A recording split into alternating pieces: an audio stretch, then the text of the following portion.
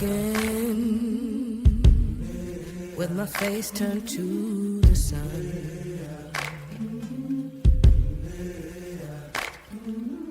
Weight on my shoulders, a bullet in my gun. Oh, I got eyes in the back of my head, just in case I have to run.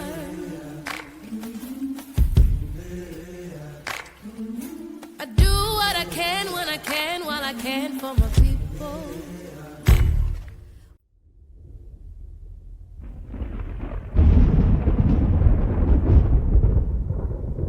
My name is Dr. Latonya Collier. Robert Collier was my great-great-grandfather. He was the first black man in the state of Indiana to be executed by the electric chair that he actually helped build. His crime was for the murder of Patrolman John Kane in Evansville, Indiana, 1914. In this documentary, I need to let you know up front, it is not a professional documentary. It is made by family, including children and grandchildren. I have researched my great-great-grandfather's story since 1998 when I was a sophomore at Martin University. Since then, I've written a book called Show No Fear, the 1914 Execution of Robert Collier, telling his perspective of the story.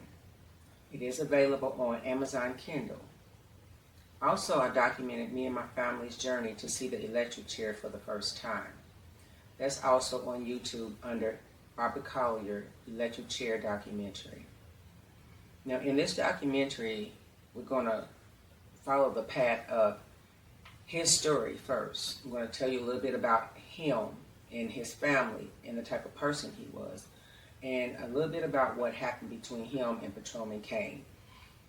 Then we're going to go into his lineage, because I found out through records that Martin Collier, which was Robert Collier's father, both his parents were slaves on a plantation that led us back to Bibb County, Alabama.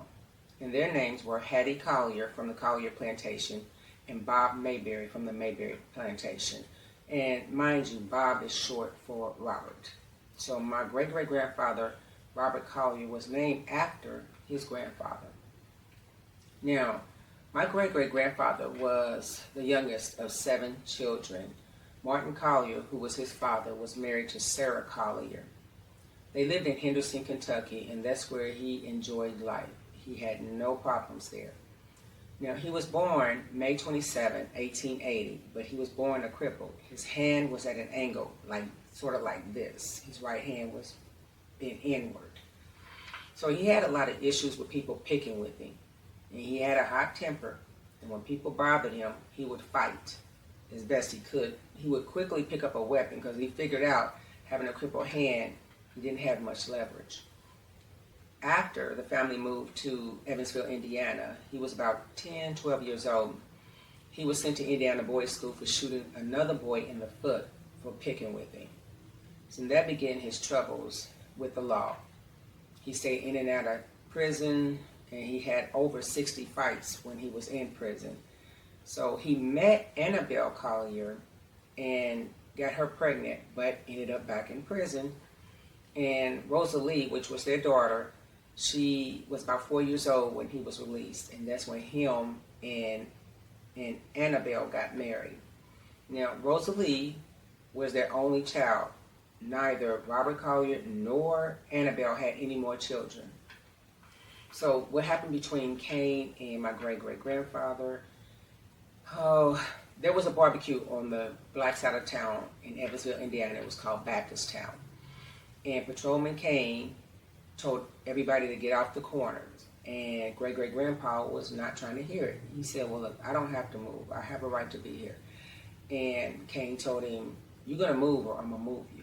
And great-great-grandpa said, do it and die. And Kane hit him over the head with a billy club. And great-great-grandpa got up and shot him and ran. So my great-great-grandfather was frustrated with pretty much racism throughout his life, with people constantly picking with him. And then he also had tuberculosis at that time.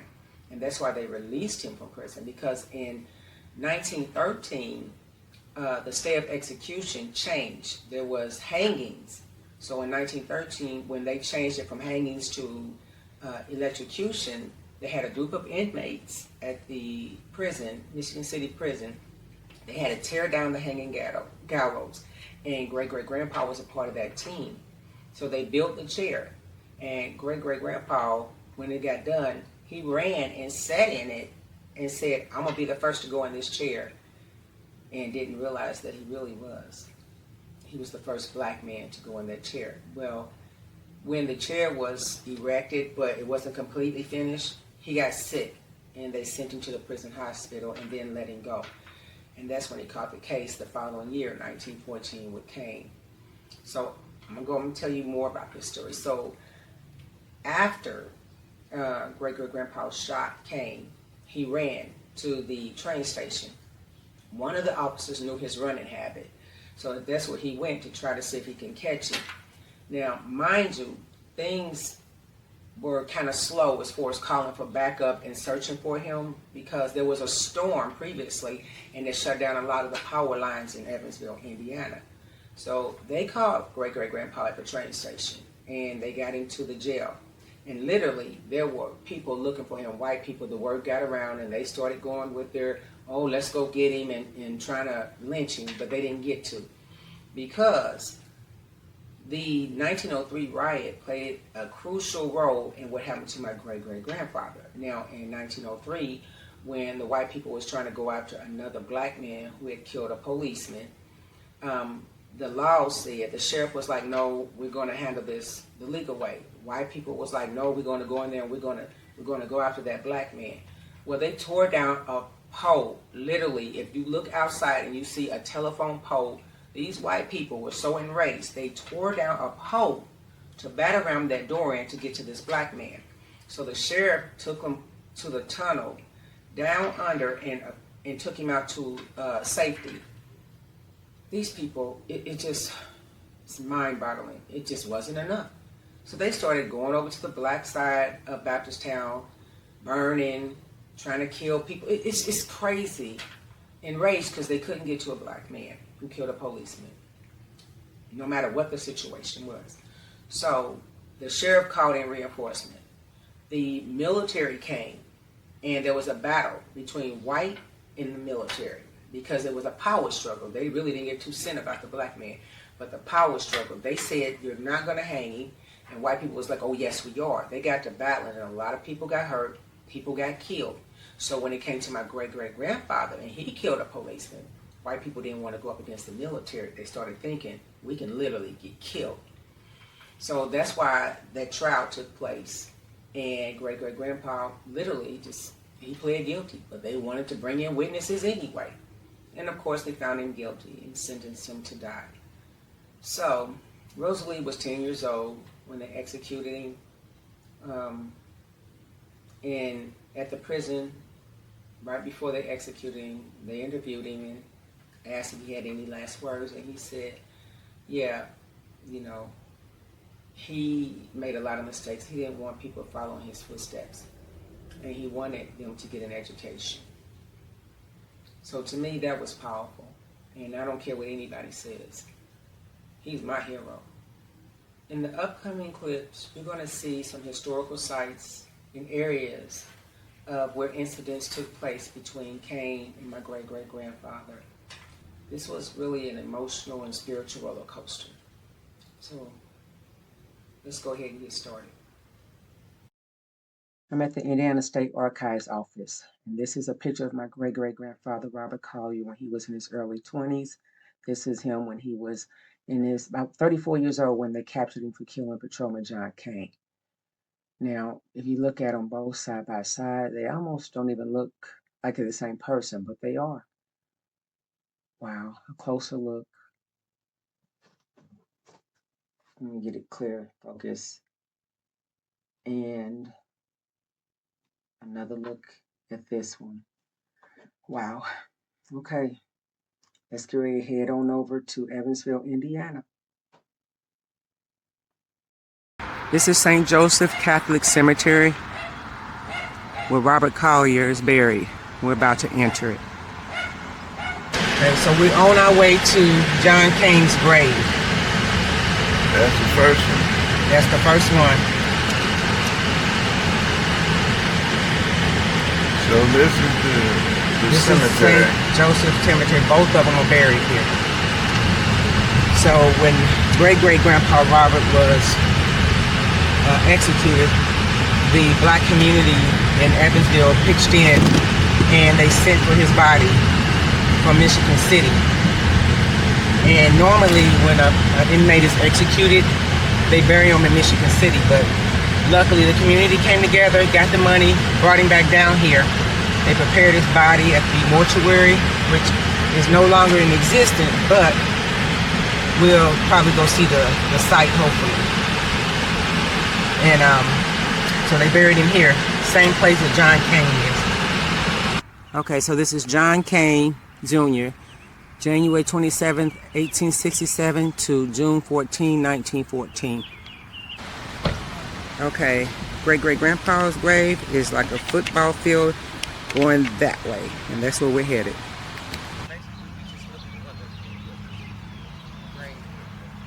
That's a chart. That is really beautiful. All right.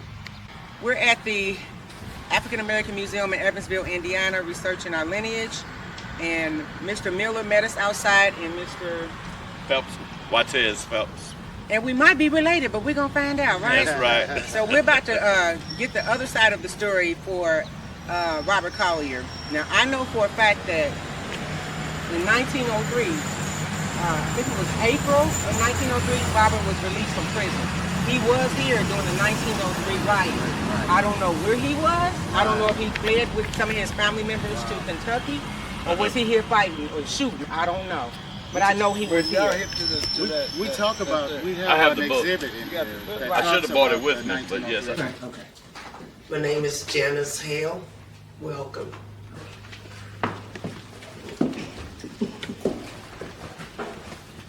This one here was 1903.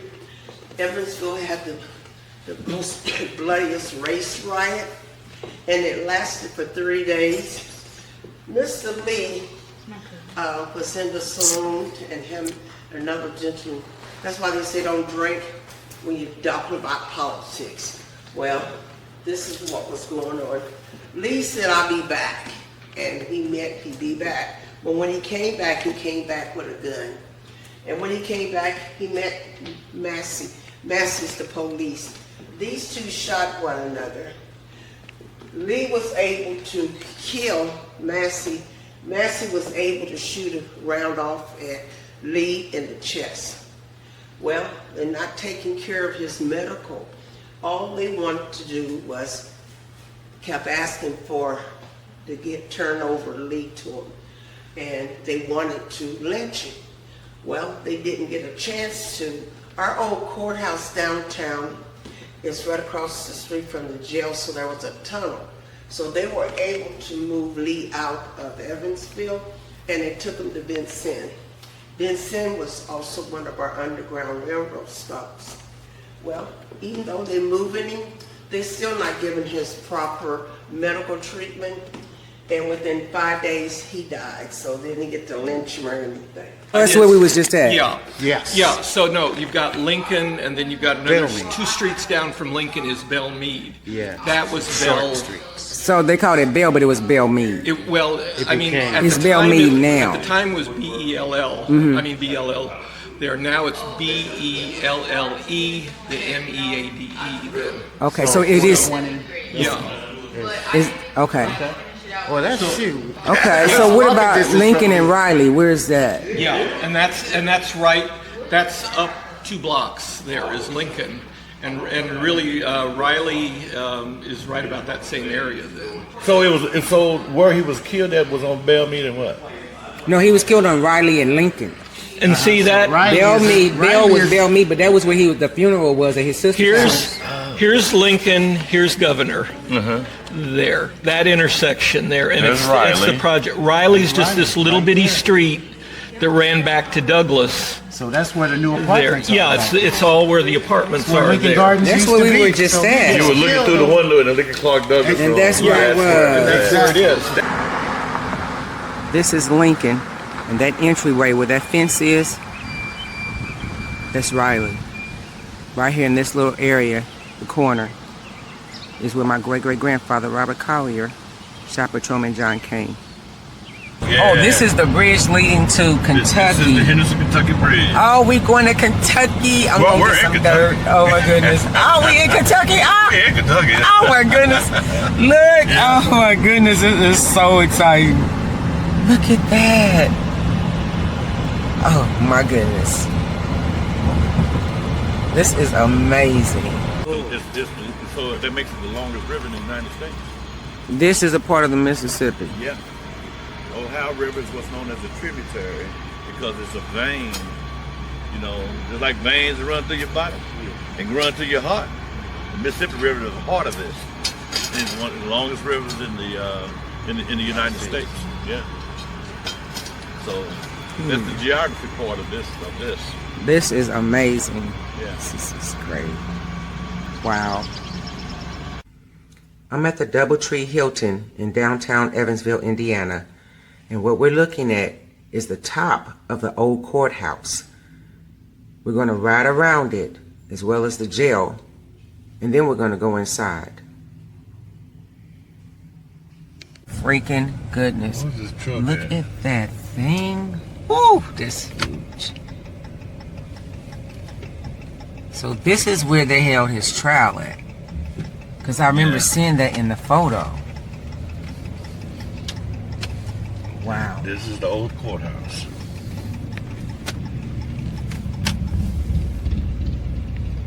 Look, the storm's coming across the river now. Oh, wow. Yeah, that's the old courthouse.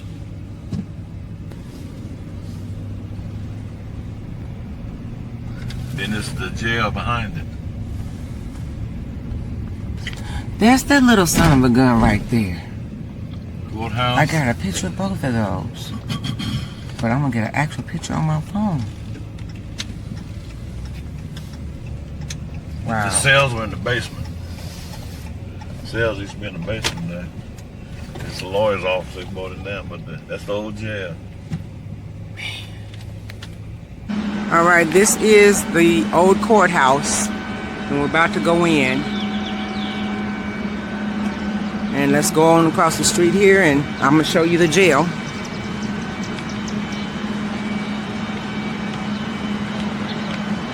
And it's really directly across the street. So when they marched him from the jail over here to the courthouse, this whole block, this whole area was filled with white people and blacks. Whites were on one side, blacks were on the other, watching them bring him across the street to the courthouse. And I'm going to show you the entrance that they took him in.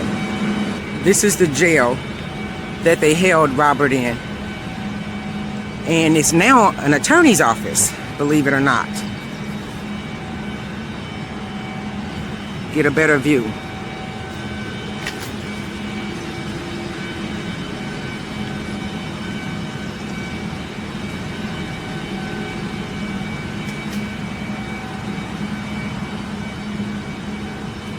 Actual jail.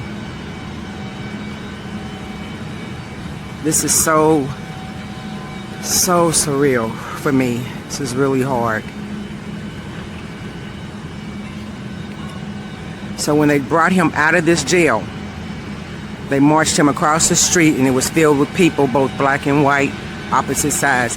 And this is the entrance that they brought him in. Up these stairs.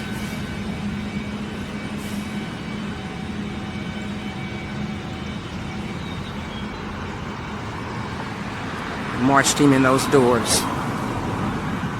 Tried him for murder, then sentenced him to die.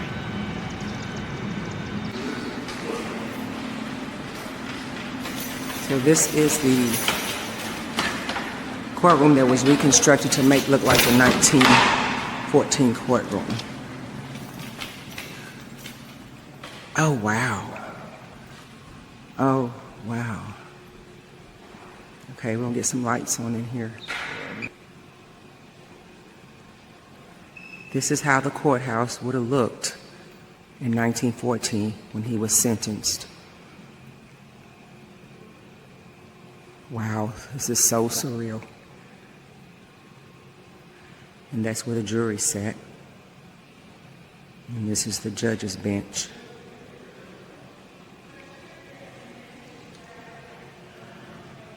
And that's the witness stand.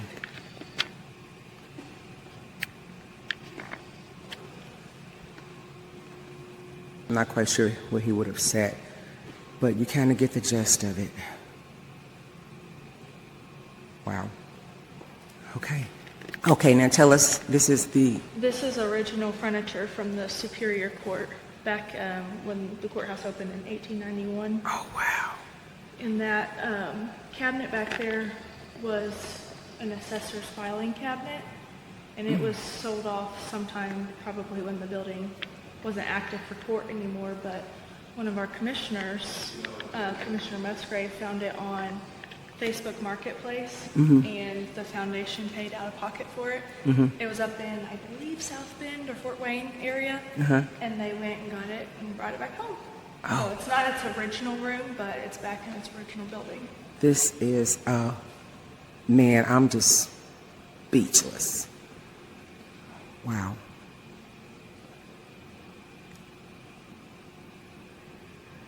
Okay. Okay, so we're entering this huge area, which would have been the actual courtroom. And look at how tall these walls are.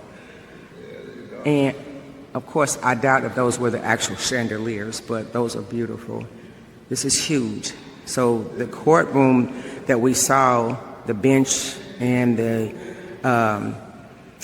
witness box, everything would have been in here. So all this was one. So you go in here, there's another area, and it leads to another room.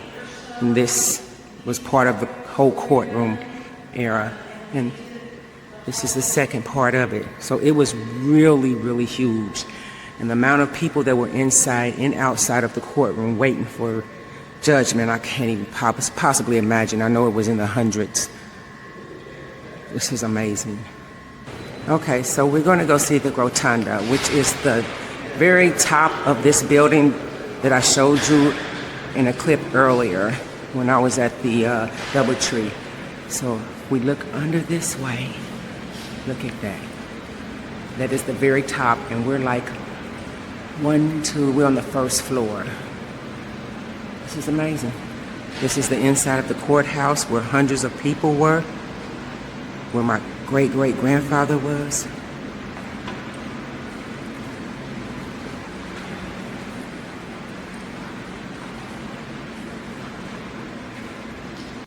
These are the ledgers that contain some of the criminal files concerning Robert Collier.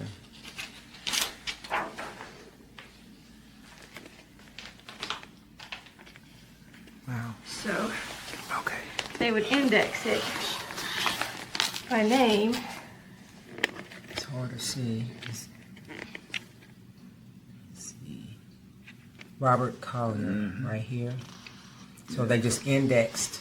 So what is this? Those are the page numbers. So this is the affidavit record, so it's the affidavit. Okay. So the indictment was for assault and battery, and this was for March 1910. You think your phone might do better? You're late. Well, that's how all of them are, so it's just whatever legal language they were using. Oh. Okay, so let me see if I can get this. Let me see. The grand jurors of the county of Vandenberg and state of Indiana, upon their oath, present and charge that Robert Collier, on or about the 14th day of March 1910, as said county, did then and there feloniously, purposely, and with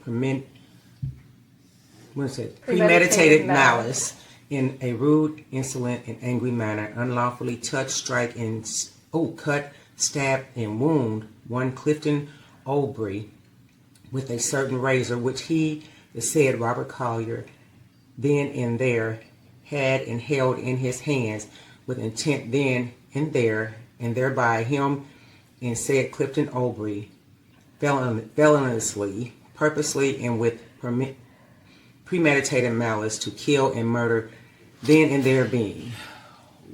Wow. That was another charge. Yeah, that was another charge. But it takes a minute because of how they. Isn't that cursive? It is, but it's almost stylized cursive Okay. from that period, the way they taught it.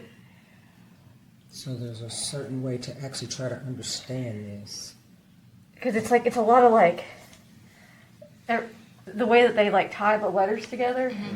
Can you read that?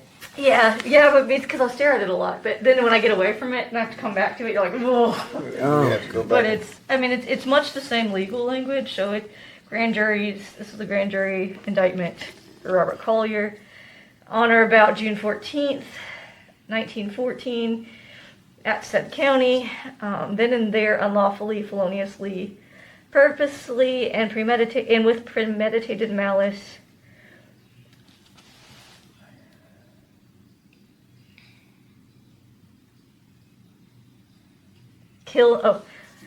with premeditated malice, kill and murder one John Kane. By then and there, unlawfully, feloniously, purposely, and with premeditated malice, shooting at and against, and thereby mortally wounding the said John Kane with a certain. It's hard. Dangerous and deadly weapon. Dangerous and deadly weapon. To wit, a pistol, commonly called a revolver, which said weapon was then and there loaded with gunpowder and Looks like something.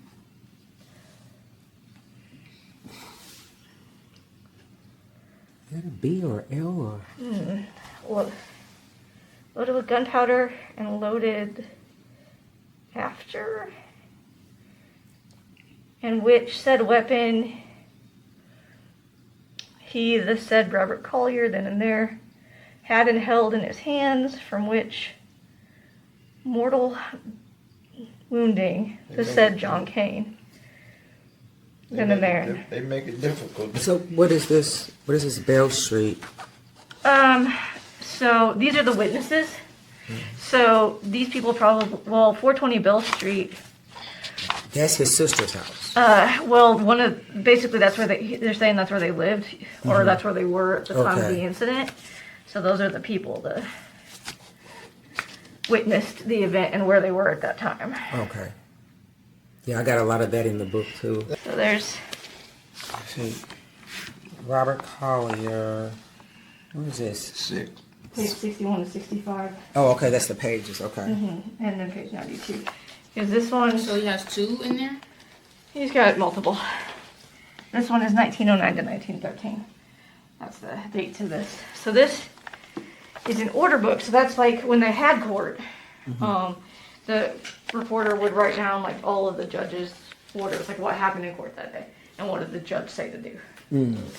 This one's just basically the indictment you saw before. This is when it comes before the court. Oh, that was when he attacked the man. Yeah, the assault and battery. So that was accepted. Then it goes before the court, and they set a bond. That's what this one was. And what was the bond? Was the bond $500. Okay. Fixed some. And at the time, he didn't have that money, so he did that time. Is this the one with the? Yeah, this is the same assault and battery that from the indictment. But this is just how it ends. So that's when they sent him to state prison for the. How much time did they give That's the you? one where he stabbed somebody? They said 2 to 14. 2 to 14. How many years did he do? Quite a few. 1910. You know what? Less It might have been 4. Yeah, Because they released him May of. Nope. I'm thinking about the wrong time period because 1903 he was released in April, right before the riot. Yeah. Go back and show me from when it was the house. Okay, so this is the house, the actual house that was in 2007.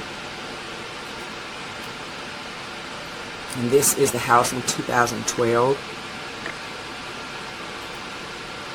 And no house in 2015, but there were some stairs right there. And this is that's locked with the stairs in 2023. Wow. Okay. Right next to the park. Okay. So I'll look for a park. It's in the church It's park. on Belle Meade. For a minute I thought it was this one, but then Joe was like, no, it's across the street. Oh wow. You got the church, and you got 3 lots they've torn down now. But it's all part of that revitalization. Okay. You are so helpful. Thank you so much. Okay, so this is 420 Bell Street. It's called Belle Meade now, and these are the steps. All along here used to be houses. And so at one point in time, during the funeral of my great-great-grandfather, the street was packed full of black people. The house was here until, I believe they tore it down in 2015. And these are the steps.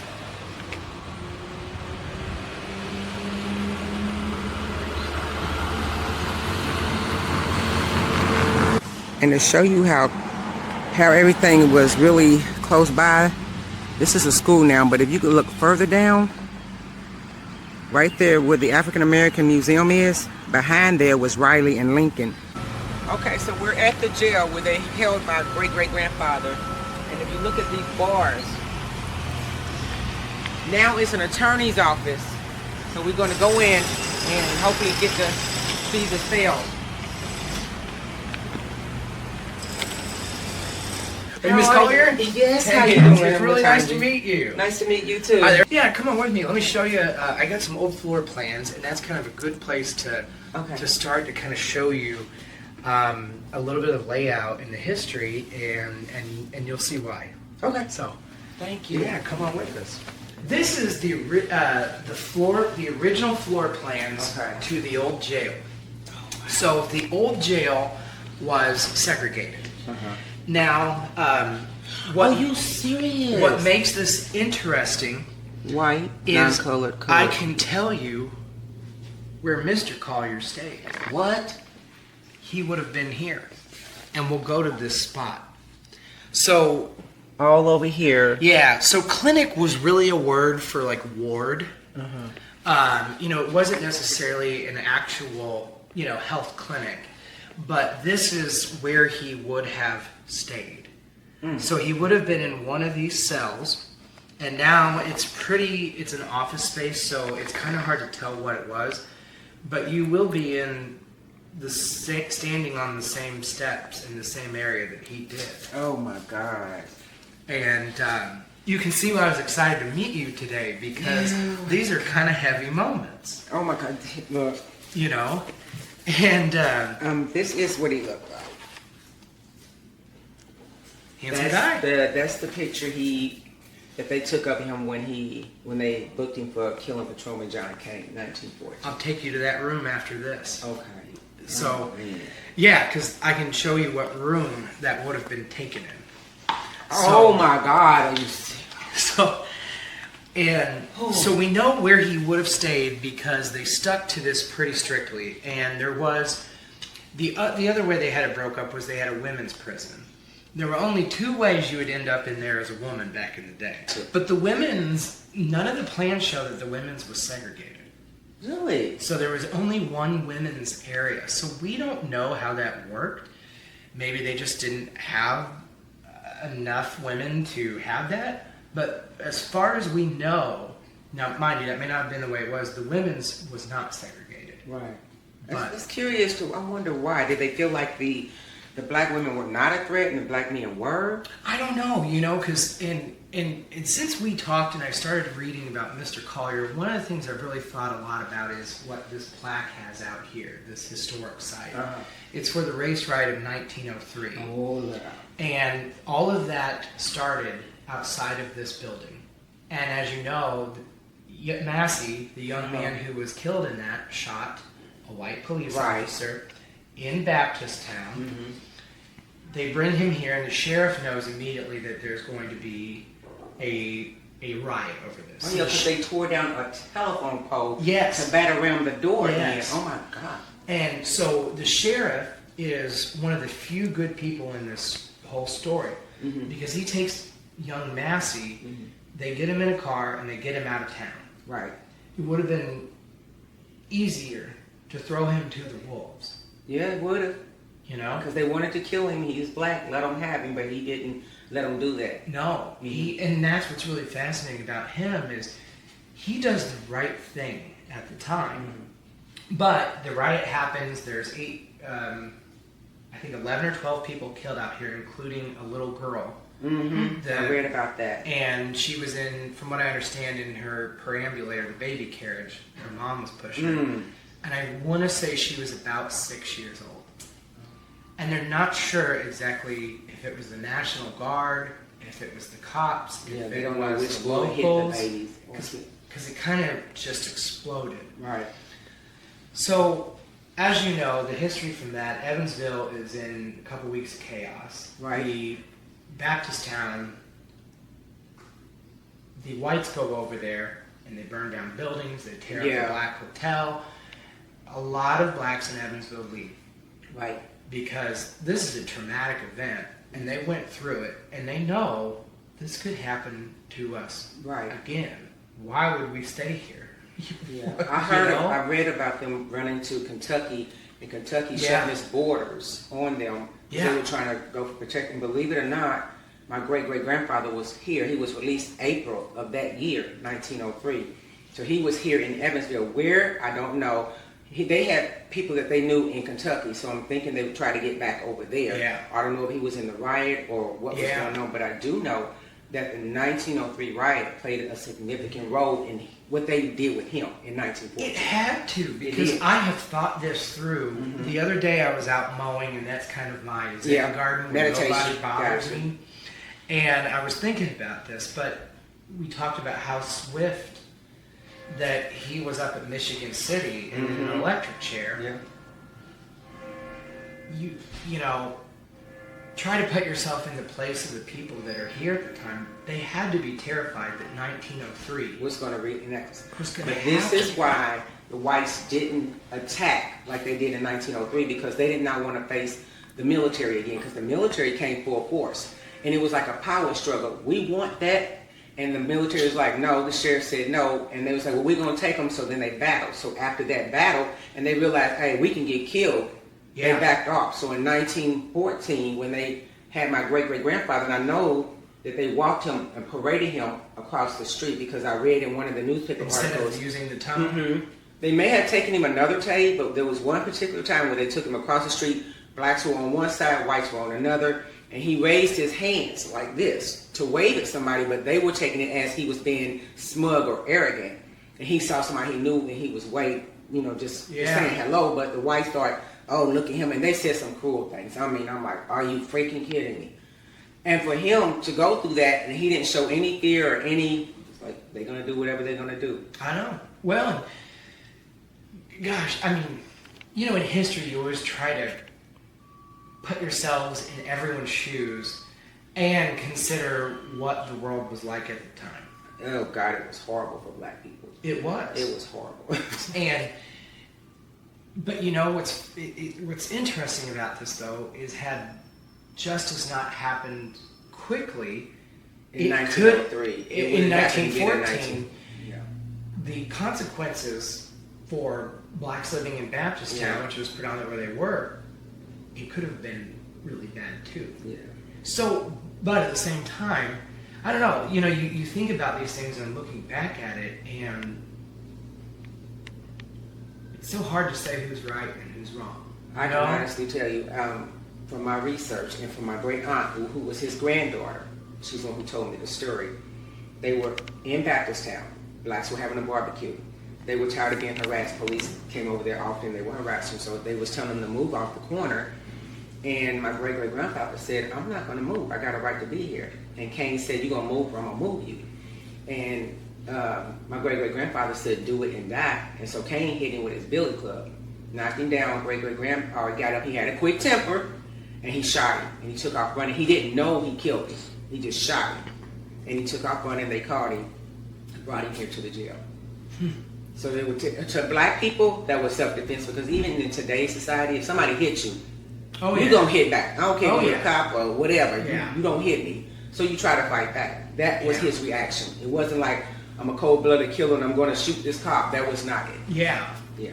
Well, heat of the moment, I mean, we have all done things Yeah. in the heat of the moment that had we had about 2 or 3 minutes to cool off, we would not have done. And he was known to have a hot temper, and when they did catch him, he said he didn't know that he had killed him. Yeah, just knew He knew he shot him to get him off him, but he didn't know he killed him. where you talked about, I think that's a good time to take you where he would have been booked and brought in, because that's kind of the next part of that story. Yeah. You know? And yeah, come with me, I'll show you.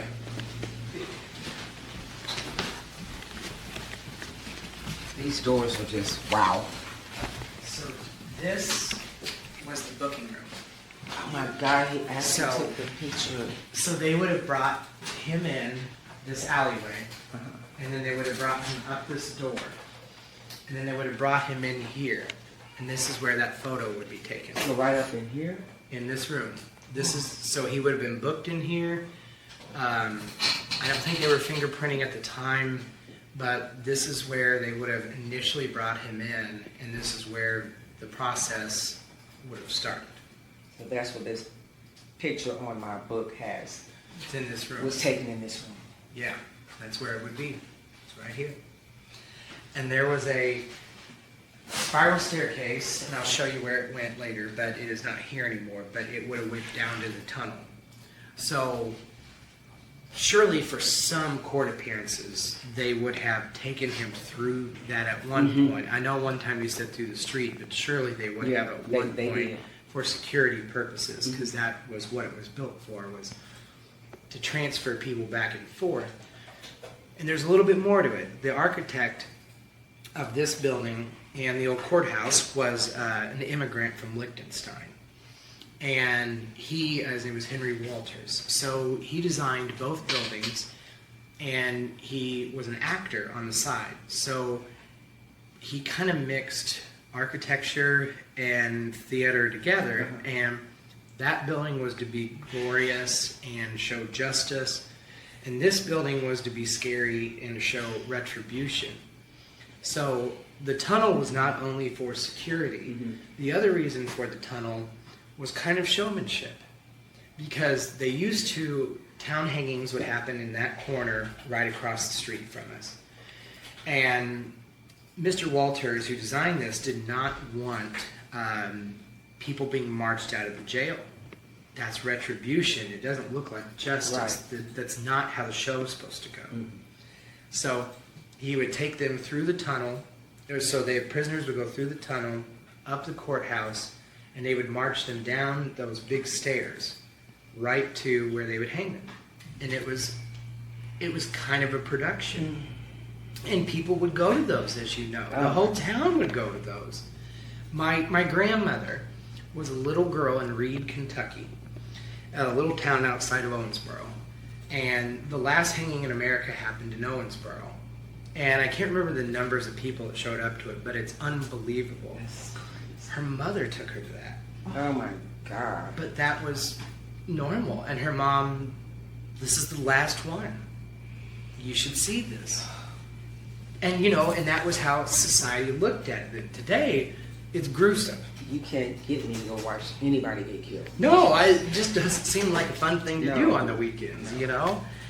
So there used to be a doorway here, and when we go to the other side, you can see where it used to be. We had just drywalled over it. So that was the segregated room. And so he would have went, after being booked, from here to this next room that's now all offices, but it is where his cell would have been. So basically they brought him in that door, and he could have been taking a picture right here where I'm standing. Right there, yeah. Or there. Yeah, it would have been in this room, and that And was... they took him straight through that door. And then right through that door, there would have been an all-metal door that locked, and there was another one there, and those were how they would get new prisoners into the building. And so he would have walked right there. So. Man, who would have thought 100-something years later, his great-great-granddaughter be walking right in the Oh, same probably would have never guessed that. Yeah. I mean, so this is a former solitary confinement. So that is one thing I've thought about with your great-great-grandfather. Great-great-grandfather. Yes, great-great. Is that because of the sensitivity of the crime, he may have been put in a solitary confinement because they probably did not want him to be in danger because my best guess is they wanted that trial. Yeah. They wanted it. And for a lot of reasons. So. And they also maybe thought that if he shot one cop, he might shoot another one, so it may have been both ways, protecting both sides. Yeah, because I mean, he might have been in here and a couple prisoners get to him. You know, my uncle's a cop, or whatever, you never know. So I've thought about that since we talked. Now, it's now a janitor's closet. Oh, okay. So it's not as... But it's still the same. Yeah. Oh, that's the same concrete? Yeah. So that is actually what the whole building was just poured concrete. Okay. And in some areas, like behind you, it's painted. And then in some areas, we did drywall. They had put these yellow tiles in it in the 1920s renovation. But he could have been in here. Wow. But had he been in a cell, this is what it would have looked like. This is the only original cell that is left. Oh my God. There would have been a toilet there, which unfortunately broke on Take Your Kid to Work Day. We had to get on it and break it. And he goes, that wasn't old, was it? And I go, no, it was only from 1880, you know. And so this is like something they put on their ankles? Yes, so this was actually... How the heck are they supposed to... How heavy this is? They didn't want them to. So They walk with this? yeah, so we found, the chain is not original, but we found this when we dug the basement out. And we found this, but the chain was rusted. So the basement, when we kept digging and digging, we found wooden hands. There was a big stash of liquor bottles, so there must have been like one sheriff that would go down there and take a few nips and then toss them in the corner. We found old glasses. We found all kinds of stuff, but we kept expecting to find a person, and we didn't. So, I mean, that's good news. Would have been surprised. This right here, look how heavy. This thing is... I can't even walk with this. How did they walk with it? Even this is heavy. They didn't want you to get very far. Oh my God. So this is what the cell would have looked like. The only thing that would be different is these tiles were added in the 1920 renovation. They are easier to spray down with bleach and hot water to clean versus concrete.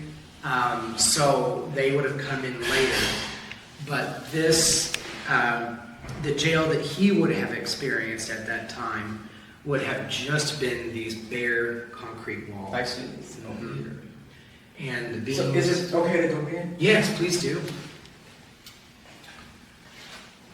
And we did the math on how many people were in the jail and how many beds were here. So we're pretty certain that they had, or we know they had so many more people in here that they used the bottoms for beds as well underneath them. What? They were just so overloaded. Oh my God, they had them sleeping on the concrete floor? So they would have some that would sleep under it, or they'd sleep in shifts, but there were not enough beds for everyone in here. So that is something that he might have experienced too, because this thing became pretty much full when it opened. And then, as you know, in 1967, the county abandoned this for a new jail at the courthouse. That became full right away. And then in maybe 15 years ago, we built another new jail. It is now full too, and they are adding on to it. We can't seem to ever build them big enough, and as soon as you do, they fill it up right away. And this building was no different. So there are some things that don't necessarily change with history. So, and then, so I'll take you, this was the segregated room, well, sorry, the whole jail was segregated, but this was the black ward.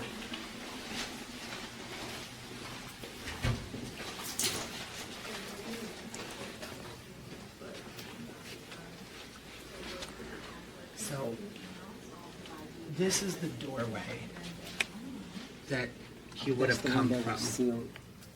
So he would have come through there and into this room, and this room would have had a corridor that runs along the outside wall of the windows, and then on this side there would have been a row of bars from one end to the other with the cells. Oh my God. So somewhere on this hallway, through the middle here, He was here. is where his cell was most likely at, or where it would have been if he, unless he was in solitary confinement.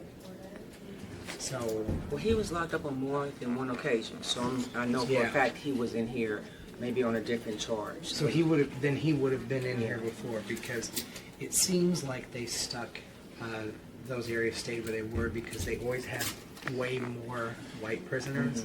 Just naturally, the population was, larger white than black. And so yeah, it would have been down this. So I think it's only fair to walk it, huh? Put your feet where his feet were.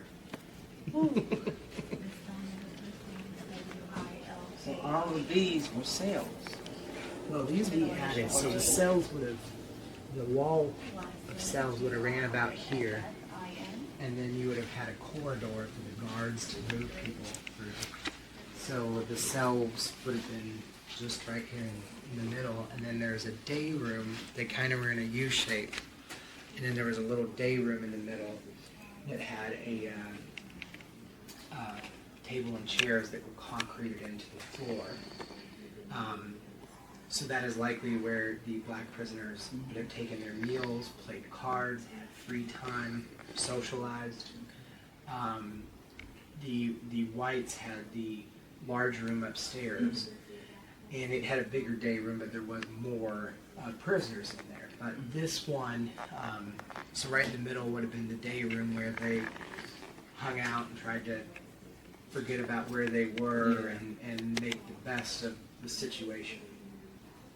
This is so, I feel like you're just being pulled back in time right about now. The other thing that is interesting about the jail is it is built virtually no different than buildings were built in the 1500s. It was built with the same technology. It was built by quarried stones stacked on top of each other. And you can see how thick these stones are. They're 4 feet, 5 feet, And so it was built real similar to what you would have found hundreds of years ago, where other buildings that were built at that time around here, they feel a lot more modern.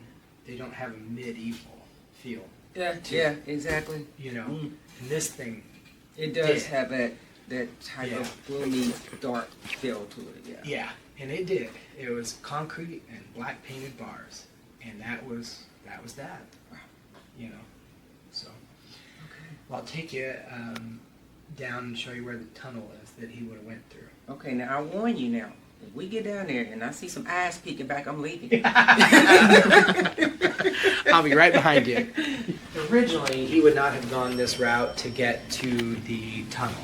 Everyone that went through the tunnel went through the booking room. So they marked them down.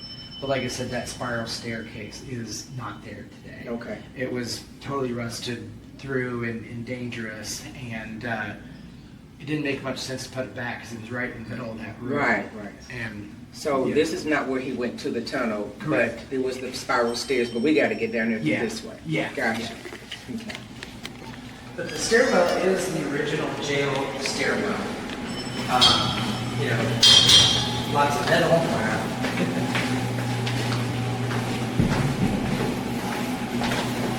He definitely came down here. Oh, more bars. Look at this. Oh my God. So this is what the jail looked like when we got our hands on it. We left this section to look like this so that people could really see it. Now we spray painted it white to clean it up a little. This is now the entryway that we have to the tunnel. We did make this. So this is where the spiral staircase was, and it had a trap door on it, which is there today, and it would lock from the other side. So the spiral staircase would come down here and then go over here to the tunnel. So this is where whenever he would have had hearings or they wanted to get him over to the courthouse, they would have taken him into that booking room, down this spiral staircase, and through this tunnel. Okay. Now it will be wet and dirty. You won't want to go too far in it, but just peeking in it, you'll see what it looks like. Okay. Oh wow. You have got to be kidding me. So this is where you can see some of the old jail bars. Come on. So this is where they would have walked the prisoners through from this tunnel to the other side. Yeah, I'm good. Yeah. It goes around, it curves. But Yeah, and then it goes yeah. to the basement of the courthouse across the street where they would have then had him gone up a few flights of stairs to the courtroom. Yeah, I'm feeling too much not good energy. The tunnel. Yeah, you actually Okay. are gone today. This is wow. Yeah, he'd be right where you are. Right here. Feels me.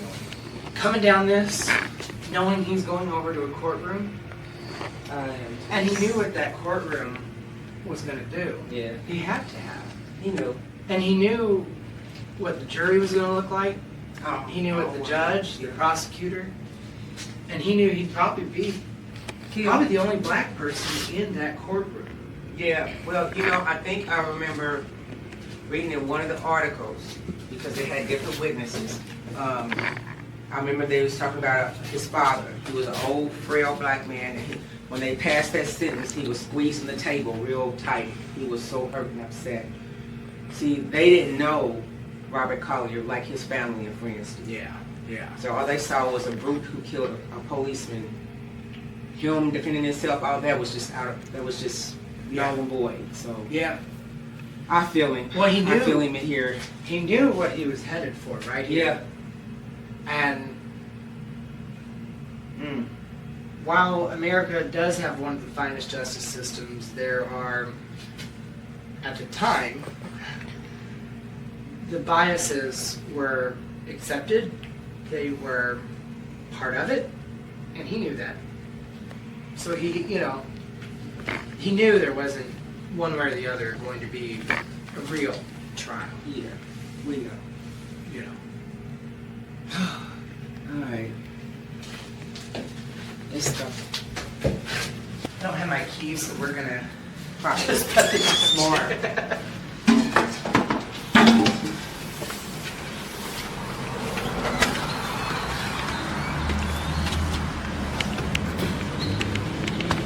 That's the courthouse. Yeah. You can almost tell where the tunnel is. See the crack in the Yeah. road? That's where it is. Wow. So the night after the day of the murder, this is where they would have brought him. And it's right here. And they would have drove their cars up to this stairwell. And some of the old police officers told me that they used to call this Justice Alleyway. That they would administer justice in this alleyway that the courts couldn't. Oh, they beat it. So I've heard that from old sheriffs. Like I said, they literally all called this Justice Alleyway. And if they knew you maybe weren't going to get what you deserved in court, or they felt like it, this is where they would administer justice. See, that's the door. This is where they would have brought him up.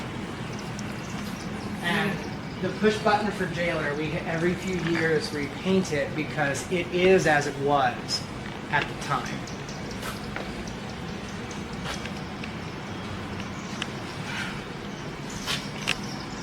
So his last moments being free would have been out here. Because from this point on, he would have been, I assume, in Ward of the buildings, state. a ward of the state.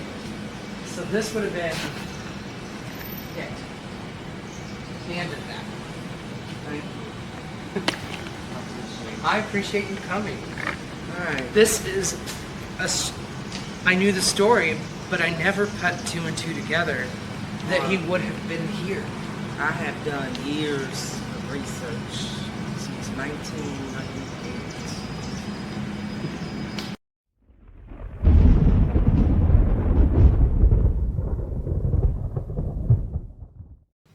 In this part of the documentary, I want to talk a little bit about Robert Collier's father, Martin Collier.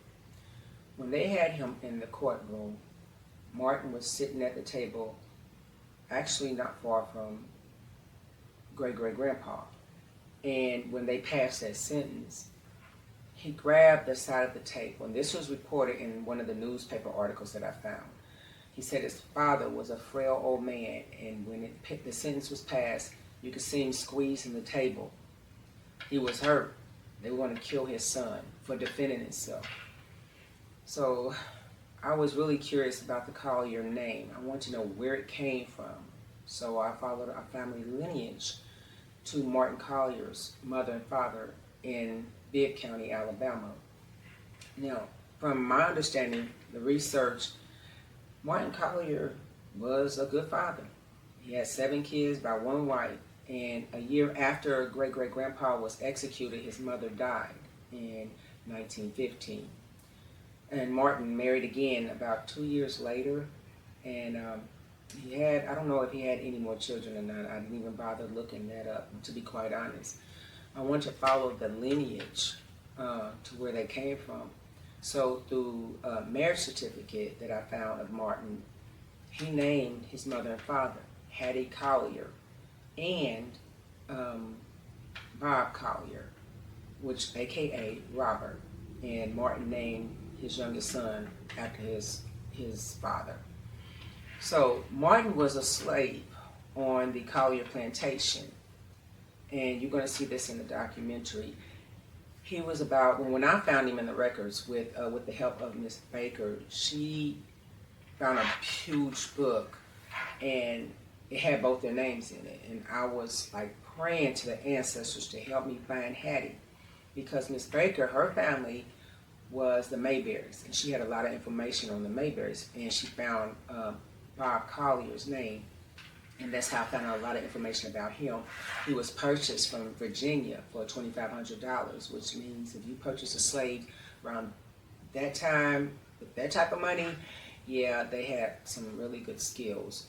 So I was trying to figure out how Hattie and Bob Mayberry got together, and I found that they were bred like some type of animal. Hattie, it was hard for me to find information on her, but Miss Baker did help me find her in some deed books. At that time, she was around 20, in her early 20s, and Martin was just a baby. So we found her. And according to my great aunt Mildred, the family, all the way back then, the stories that had been told, they just wanted to be left alone. You know, the harassment, the racial discrimination. I mean, just wanted to survive. But they did love family. The men took care of the children, the women took care of the family, they worked together, even with great-great-grandpa, even though he had troubles with the law, in and out, in and out. And honestly, I don't think he would have had too much trouble if he hadn't been handicapped, because when you're handicapped, people tend to like to pick on you. You're different. So he would defend himself in a heartbeat. But the lineage, the family lineage, so far I traced us all the way back to Virginia. So Hattie, I don't know where they purchased her from to this date. I'm going to keep trying to find her and search, but I did find out that Bob Mayberry was purchased from Virginia, which we know that, and more than likely, he was brought from West Africa. And when I did a DNA test for Ancestral.com years ago, I got the results, and my DNA was traced back to West Africa. But yeah, enslaved. I mean, I have to tell you, the Collier family name, it's not really our name. But in a way, it was a good thing because Martin Collier kept his name. It was easy for us to find him and trace our lineage. And when my youngest son, found out that we came from enslaved people, he was a bit upset about the Collier name. And I told him most Black Americans here in the United States came from enslaved people. And it's not about the name, it's about what we did with it. We made it into our own. Just like Black people who were taken from slavery, and they took our culture, they took our pretty much memory, they stole everything from us, and we created our own culture. So it's what you make of it. Let's go ahead and see some of the historical sites in Bibb County, Alabama. I am here in Bibb County, Alabama. Tuscaloosa is the area. It's about 30 miles from Centerville. It's 2 o'clock in the morning, and I am having so much trouble sleeping. I'm anxious. I'm supposed to go there to try to find Hattie Collier. I mean, I've gotten information about Bob Mayberry, aka Robert Mayberry, from a descendant of the Mayberry family. But I cannot seem to get a hold of Hattie's information to let people know that, hey, she was here. So I'm praying to my ancestors. I'm praying to Hattie Collier, please help me find you. I need to let the world know, hey, you was here. And not just from some marriage certificate that I found of Martin's. You know, I just need them to know that there's proof that you were here. Ancestors, help me. It's just so unreal. Just looking over a place where my people were slaves. I just can't even explain it. Just ancestors, just help me. Help me find her. Okay, so we're headed to Centerville, Bibb County, Alabama. We're trying to locate the Mayberry plantation as well as the Collier plantation. We're about to meet up with one of the descendants of the Mayberry family. So it's Donna Cox Mayberry, right? Baker. Yeah. Baker. So, but your ancestors is Mayberry, right? Yes. Okay. Yes. So I want to give you this book that I wrote, and it's Show No Fear, the 1914 Execution of Robert Collier. Awesome. Now, what I've done is I've traced his family back here to Bibb County. Right. His father was a slave. He was emancipated with everybody else. Right. He was 19 years old, Martin. Yes. His mother was Hattie Collier. Yeah. His father was Bob Mayberry. So that's how I found them, because it was in the records. Awesome. Because I haven't found a record that makes Bob his father, and I'd love to see that one. So, It's on the document where he listed his mother and father. But I'm curious, how did the slaves, when they were emancipated, get so far up north? How did they travel? Because he was only 19. there were people helping. They called it the Underground Railroad. It wasn't actually a railroad, but you know, it was.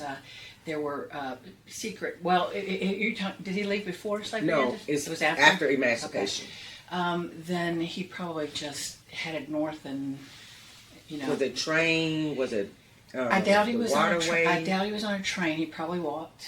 Yeah, and it was not easy, and it was a long way. And he probably had to, you know, cross waterways at ferries and things like that. I doubt that he had transportation most of the way. Right. Probably on foot. So. It was Isn't a that lot of amazing? wooded area too, wasn't it? Back then. He might have felt safer in a wooded area until he got to a certain spot. So. I know. It just gives me chills. He was there by himself, because I know he would have never left his mother. Yeah. He never would have. And so I'm finding out that she was more than likely dead by the time he left. Oh, okay. Because I know he was born in 1846. All right, so that makes me wonder who was Bob Mayberry's wife with the kids that came after the war. So, because she was also departed by the time we find a record of him. But these books may have things I've never found before, because the last time I was here, most of these books were in boxes all over the place in the basement. You couldn't find Really? them. So there are things I've never seen before. I did find something that names Martin, and they called her Hedda, but Hattie, that names them in 1848 on the Collier plantation. So yes, yeah, I found where somebody had transcribed it online, so it's there online in transcription. But the book, I found the book here once, and we'll find it again. So what do y'all want to accomplish, and we'll figure out. Okay, I want to find. You have done a marvelous job in helping me with Bob Mayberry. Thank you. But I have no idea about Hattie. That's the one that I'm lost on. And I have put everything I'm finding on Collier's, I'm putting on the ancestry tree that I shared with you. So hopefully when you get home, you'll be able to get to everything I've added on the Collier plantation. So I do know that Charles Collier must have been a very good friend of Jacob Mayberry. So that would explain how Bob and Hattie knew each other, is that their owners were close enough friends that Charles Collier became the executor of Jacob's will. So they probably were, and I think their plantations were almost side by side. Yeah, I know they were close. Yeah, and if we take that road today, it's a dirt road, so you need to tell me if you want your car going I down don't or care, yes. Okay, all right. And hopefully it's not going to drop the bottom on the road, because a dirt road in the rain is not good. Okay. But it does look like the road's been cut all the way through. I don't know if it was there when they were here, or if logging companies cut it later, because it looks like in a 1950 aerial photograph I found, it looks like that land was completely scraped by 1950. So it's new trees coming up there now. So anyway. Okay. Yeah, if I could just get some sight of both plantations, I'd be really happy to find out. Because Patty was on that plantation. Okay. Yeah, well, we've definitely got her. They don't show her as his mother because they've organized them by age, but they've got him and the babies because it was 1848. He was just born, wasn't he? Yeah, he was born in 46, 1846. Okay, so he was a toddler, and I think they've got her in the 20s, age 20s or 30s. And now it's my first time to be in here with everything reorganized. But we're looking for a book. Maybe you guys can help. I want to help find it. We're talking about when your mindset is that you are breeding stock, which may have been what was going on, that these men, Collier, Mayberry, Davidson, may have been trading, since they wouldn't have wanted their stock inbred, might have been trading, you get this girl pregnant with that guy from there, so that they're not getting pregnant from on the same plantation where they might be cousins. Oh, yeah. I'm wondering if that was an arrangement being made. I wouldn't doubt it. Yeah. I wouldn't doubt it at all. Yeah, so. I mean, I know for a fact that when I trace my family history back to Martin, his is the only one that had, like, I'm going to say a split. Everybody else was married. Yeah. But him and Hattie, no. Okay, one thing I find it interesting, and we need to do some more work on this, is that it looks to me like one of Bob's sons, named Scott, ended up with his wife staying in Martin's house. in Indiana. She had her maiden name, but it was an odd maiden name. That's why I noticed it. And she's labeled as his sister-in-law. So that might indicate that Martin stayed in touch with the Mayberries and knew his siblings. And so he may have known his brothers as well. Probably. Yeah. But he definitely knew his father and I mother. think there were 3 Mayberries born in slavery, and then there were maybe 5 more born after. So, Wow. But I do wonder who the mother is of the 3. I'm wondering if Bob's children that were born to a woman on the Mayberry plantation were named Mayberry and stayed with him, and one's born off of the plantation to Collier or anybody else took the name of their person, but that they saw each other as brother and sister. That's a very interesting. Yeah, this rabbit hole goes deep. It does. It's a lifetime. I mean, Wow. just researching one family can be a lifetime, especially Yes. when you're dealing with enslaved history, because it is so complicated. And you know what? And I'm so glad. Everything happens for a reason, but I'm so glad that I ran across your site, because everything was a dead end. Yeah. You know, you got me with the Mayberry, so now I know that Bob Mayberry, a.k.a. Robert, was purchased from Virginia. Yeah. Now, if I could just find Hattie, it's like she's lost somewhere. Just like, I know she was on that plantation. I have one piece of evidence, and there may be more. So it could be, we might find out where he bought her. If some of these deeds, if he bought her with a mortgage, she may be listed in some of these. Okay, so we're looking for anything under Collier or Mayberry. Yeah, and for if Hattie is your real interest right now, Collier may be where you want to put your focus until we run. It is, because you've got you are Mayberry, so I'm, yes. And you've got a very short period of Right. time to do work in a pretty vast. Yeah. It's labeled 63 and 64, but in the back, actually most of this you can't read anyway. Oh my When you God. suddenly I noticed that after a bunch of blank pages, there were 1848 records that got bound in, and these happened to be tax assessor records where they named every enslaved person and gave their age, which is a gold mine. Picture of it too after you guys are done. So, slaves under 10, That's Martin. Yeah. And That's Hattie's the sons. fact that he's first makes me think he might have been the baby of that Oh, group. this is Hattie? Or Hatta? It says Hatta, but I think that's her. Yeah. What age group does it put her in? 20 and 30. So there's like 6. I don't know what the heck this is. Maybe you can read this better than me. You also here get to know the names of everybody they were enslaved with, which is good to know. So, all right. So which one were you trying to get? So I seen Martin. So then I seen Hatta. Hatta. This looks like Philea, Leanna, Hannah, Peter, and Henry.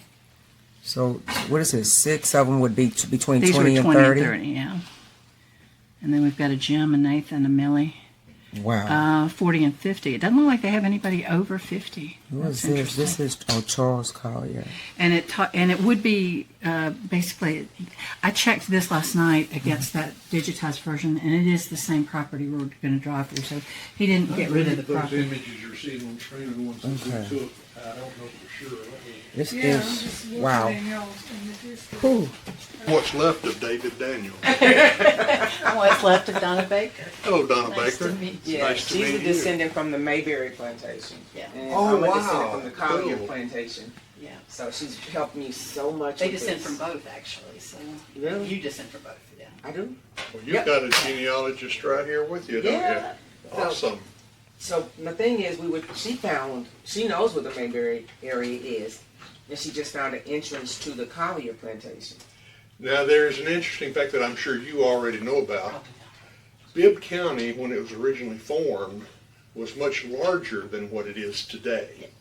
And it included parts of Shelby County, Chilton County, Perry County, and it was at least twice as big as it is today. And then in 1834, I believe it was, somewhere in that area, the county was resized and renamed from Choctaw County to Bibb County. So the records may reflect property or marriages and that kind of thing as being in an area that is no longer in Bibb County. Gotcha. Did you know that? Were you aware of that? I was aware that the counties had changed, but I wasn't even thinking about that as I was looking at something. So is there any way to, I'm wondering if Martin was her only child. I wonder about that too. If she was fertile, she probably had others. That's what I'm thinking. And some of those could be in that list. Or some of them could be the Mayberry children that are on the Mayberry plantation. Slaves under 10, Martin, was that Lucy? I don't know, who is it? I wonder if any of those took the name Mayberry after the war and went to live with Bob, if they are his children. But as you said, there wasn't a relationship there with them. No, it wasn't. Oh my God, thank you so much. Ooh, okay. This book is too valuable. I love when somebody finds something valuable in here. Wow, oh my goodness. Yeah. Ooh, okay. This one needs to be digitized, don't you think? I think all of them are. I think we did them all. What is this? Is this how much they paid for them, or is this something else? That's the land. The land. This is them coming to pay their taxes. Now, I sometimes wonder about the ages on here because their taxes are based on what they say here about what land they own and what enslaved people they own. And the taxes are different depending on the ages of the enslaved people. So I sometimes wonder if people got put in the wrong age category to make the taxes lower. Probably. So something to think about. So I know Bob Mayberry, he was sold from Virginia for $2,500. So again, like what skills would he have had to be that expensive of a slave? What I was thinking of was Any number of craftsman type skills, construction, masonry, blacksmith. farming. If he was they strong. were knowledgeable, they had more value to the property owner if they were capable of doing more. So I can see that if you've got someone there that's at $2,500, that person had skills that were very valuable. Top of the line. Besides being bred. Yeah, besides that. I hope that's not what they bought him for, but No, not, but he had a lot of kids, so. he did have a lot of kids. He was definitely. Mm. But I'm wondering if when the slaveholders are passing, they're letting their female and male slaves have children together on different plantations. Is it philanthropic? I doubt it. Is it economic? How did it work for the slave owner of the male? That's one of the things we were wondering coming down. Were they paying for a male slave from the Mayberry plantation to impregnate I'm sorry, you guys, I'm getting very graphic here, but to impregnate a woman from the Collier plantation? Mm-hmm. Or did some of the children, were they promised to be sent over to the other plantation when they got to a certain age? It makes sense. Everything was about economics. Yeah. It's about how to make a dollar. Exactly. And even though it was human beings, you know, the only thing that was on their mind is making money. So I would not be surprised. They were stock-minded. Right. How do I grow my stock? Right. And it's shocking now to think of it. To them, it would have been everyday business. Right. So what was the plan? So I don't know, and I need to do some more research on other places. But when I did my research on the Collier family, I could not find any brothers or sisters for Martin in any records. Yeah. From between Hattie and Martin, it looked like that was her only son, but I know that could not have been her only child. Unless she was unable to have children after that for some reason. Yeah. But look at the 1900 census for Martin, because there are 2 women named sisters-in-law in there. Now they could be his wife's sisters, but that name, there was one name that sounds so much like the woman who married Scott Mayberry that it makes me think, and the fact that Scott Mayberry went to Indiana too, it makes me think that Martin was still in touch with his brothers back here, and that some of them moved behind him to Indiana to live their lives. So, wow. He went to Kentucky first, right? Yeah, Martin, once he was 19 and emancipation came, he was 19. And it's still I just want to know how he got from here to there so bad. They walked, don't you think? They walked all the way About to whatever Henderson, transportation Kentucky. they could go, and walking was a large part of it. Yeah. He had to go through Tennessee, through Kentucky. So we went through what? Kentucky, Tennessee, then we got to Alabama. So he walked all the way through Alabama, Tennessee, all the way up to Henderson, Kentucky. Then that's where he worked on a farm. I found him in the census on a farm. But then he crossed over and went into Evansville. He had his family before he went to Evansville. He had Robert Collier, the one that was executed. He was the youngest. Yeah. And he named Robert after Bob. Yeah. Yeah, and so Robert named, he had one daughter. That makes me wonder what the relationship was. That they stayed in touch. I think the Mayberrys and the Colliers might have been almost next door. Very possibly. There were not that many plantations. It's also possible they went to the same church. Yeah, that's true too. Because I know that Jacob Mayberry, he funded the building of, I think it was the Episcopal Church in town, and the first couple to get married there was Wesley Mayberry and Jane Davidson from the Samuel Davidson plantation. So it was an enslaved couple who got married there first. So they were allowing the slaves into that church. Sometimes they would build a separate church for them, but they probably went to church together there. So if they did, then the enslaved people from multiple plantations might have met together on Sundays. Okay. Ready to go see some plantations? Yeah. Mayberry house up in front of us. Oh, wow. And the building to the right is an old schoolhouse, and I believe I've been told was an African-American school. They were having to clear a piece of land, and they moved it here. The one right directly to his right, that's another house for living in over there. So I'm going to turn around. I'm just going to take a picture. Yeah, you might want to take out and take a picture, but yeah, why don't we get out so I can tell you sort of where the bridge was. Okay.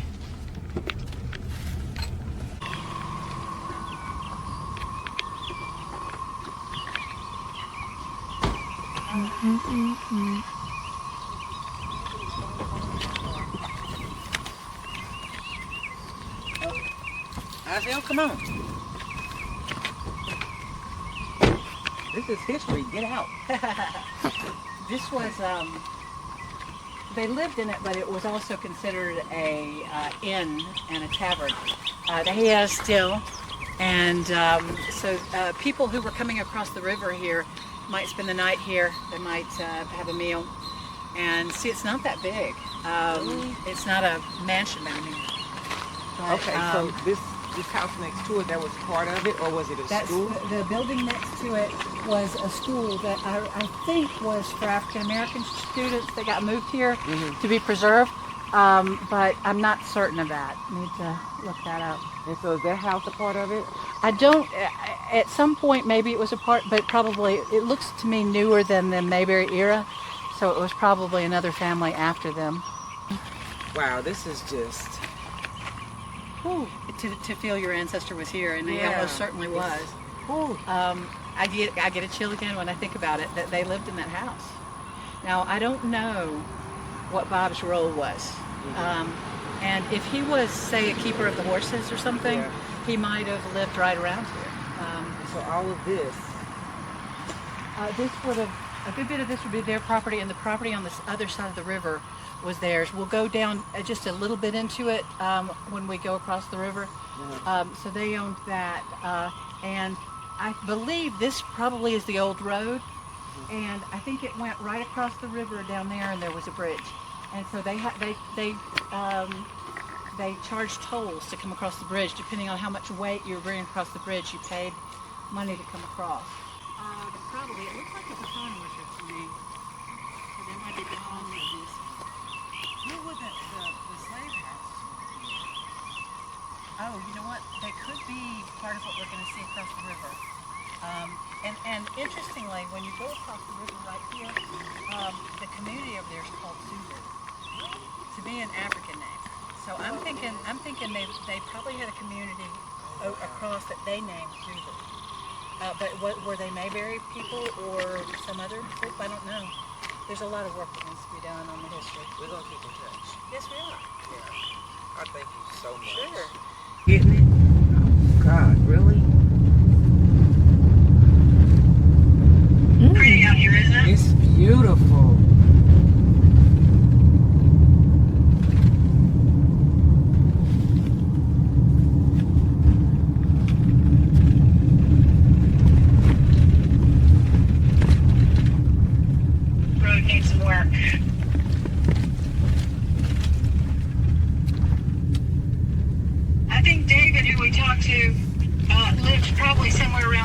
house we just passed, somewhere near here at some point. He said he lived on this road. Okay. So all of this was Collier. So it really wasn't that far. No. That's not even, look, maybe 5-10 minutes down the road. Yeah. Yeah, that's why I think that we got a machine up here. Looks like he may be scraping the road. Okay, so we got to turn around. Yeah, I don't think they're gonna let us go any further. It looks like they've torn it up. Yeah, I don't think we can go any further. I'm gonna back out. Okay. I'm back up and try to turn around. So the Mayberry property would be over here. The Collier property was over here on the left. Probably not far beyond those trees was probably the edge of the Collier property. Wow, they were really next to each other. I think they were neighbors. Okay, that makes sense.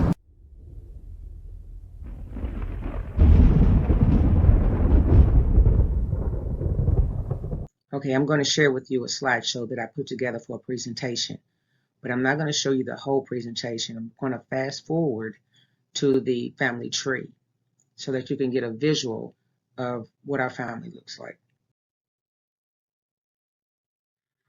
Okay, this is our Collier family tree. This is Robert Collier, his wife Annabelle Collier, and their only daughter and child, Rosalie Collier. Neither of them ever had any more children, and Rosalie was only 10 years old when they executed her father.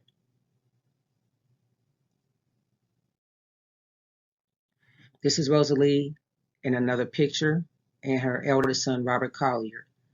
She swore that as soon as she had a son, she was going to name him after her father, and she did. This is Annabelle Collier, his wife, and his eldest grandson, Robert Collier Sr. Now, according to my Aunt Mildred, Annabelle raised all of Rosalie's children.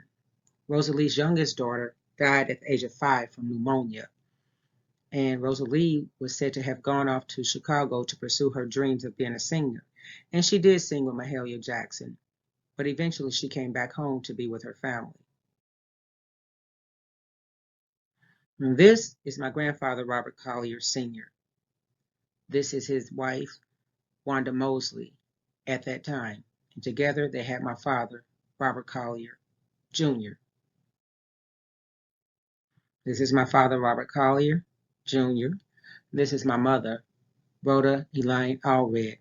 And together they had me. I have to show you my Aunt Mildred. It's because of her that his documentary even exists. She's the one who told me the bulk of our family history. She was great-great-grandpa's granddaughter. Now, this is the final picture I want to show you pertaining to our family tree. Robert Collier, his daughter, Rosalie Collier. Rosalie's eldest son, Robert Collier Sr. Robert Collier Sr.'s eldest son, Robert Collier Jr. And Robert Collier Jr., his eldest daughter, Latonya Collier. And that's how I am directly related to my great-great-grandfather. Okay, so we're here with the 3 great-grandchildren of Robert Collier. So we know about Robert Collier's story. So we want to know more about his legacy. How far has it come? I'm going to introduce you to Rosalie Collier. Her first son's name was Robert Collier. His son, Robert Collier, is here, which is my father, in the black shirt to my right. And then we have Willard Mosley, who was her second son. His son is right here to my left, Willard Mosley. And then we have my cousin, Butch, is Aunt Mildred's oldest son. And tell them your real name, because I've been calling him Butch my whole life. We don't use that anymore. Henry Mosley. Okay, Henry. Okay. Albert. But see, I was little. That's all I know is cousin Butch. Yeah, Albert. Okay, so Robert, you've been married about 34 years. Henry, you've been married about 35. 35, and Will it?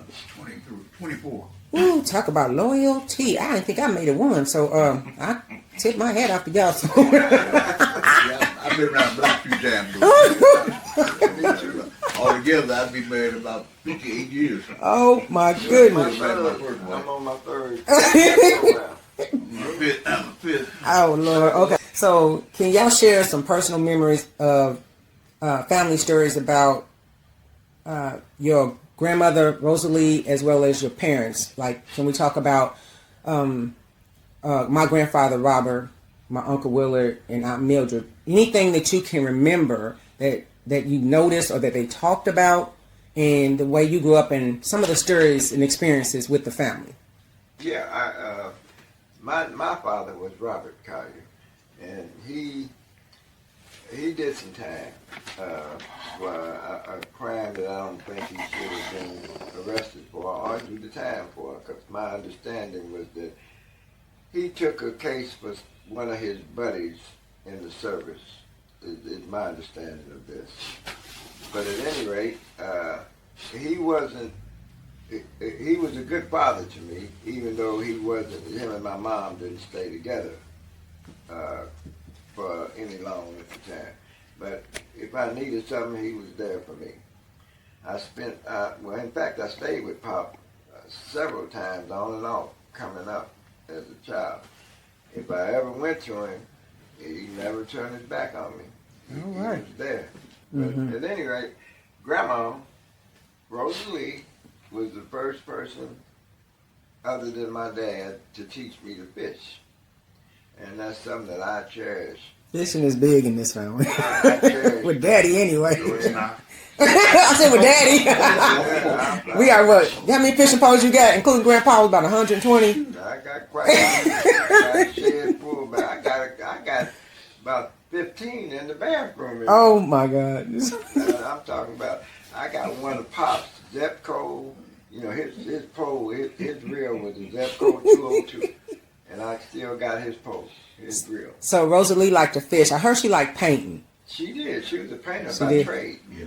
Oh, okay. But she was also a heck of a fisherwoman. Yeah. Grandma could fish better than Pop. So what else do y'all know about her? I mean, like... She taught him. She taught Pop, yeah. She did? And, well, How come I didn't catch on? I remember when we was little, I sat out there. Neither did I. I had a fishing, but they had these reels with the reels on it and just casting. They gave me a stick with a string on it and had me sit. I had candy poles. We thought candy poles back then. Well, that's what they, we didn't have the money to buy no. Well, the candy poles. In the sun, getting burned up. Yeah, and not catching a fish. A lot of fun. Once you catch that first one, you'll be hooked. Oh my I goodness. got a picture of Willard. Where we were? Down Cataract. Cataract. He's carrying a big old basket of bluegill. Can you tell me some more stories, Henry and Willard? What do you remember about Grandma and your parents? Well, I remember Grandma used to stay with us sometime when she was much younger. Like I said, Grandma used to wear painter clothes and be walking down the street. The only woman I know that would whistle when she going down the street.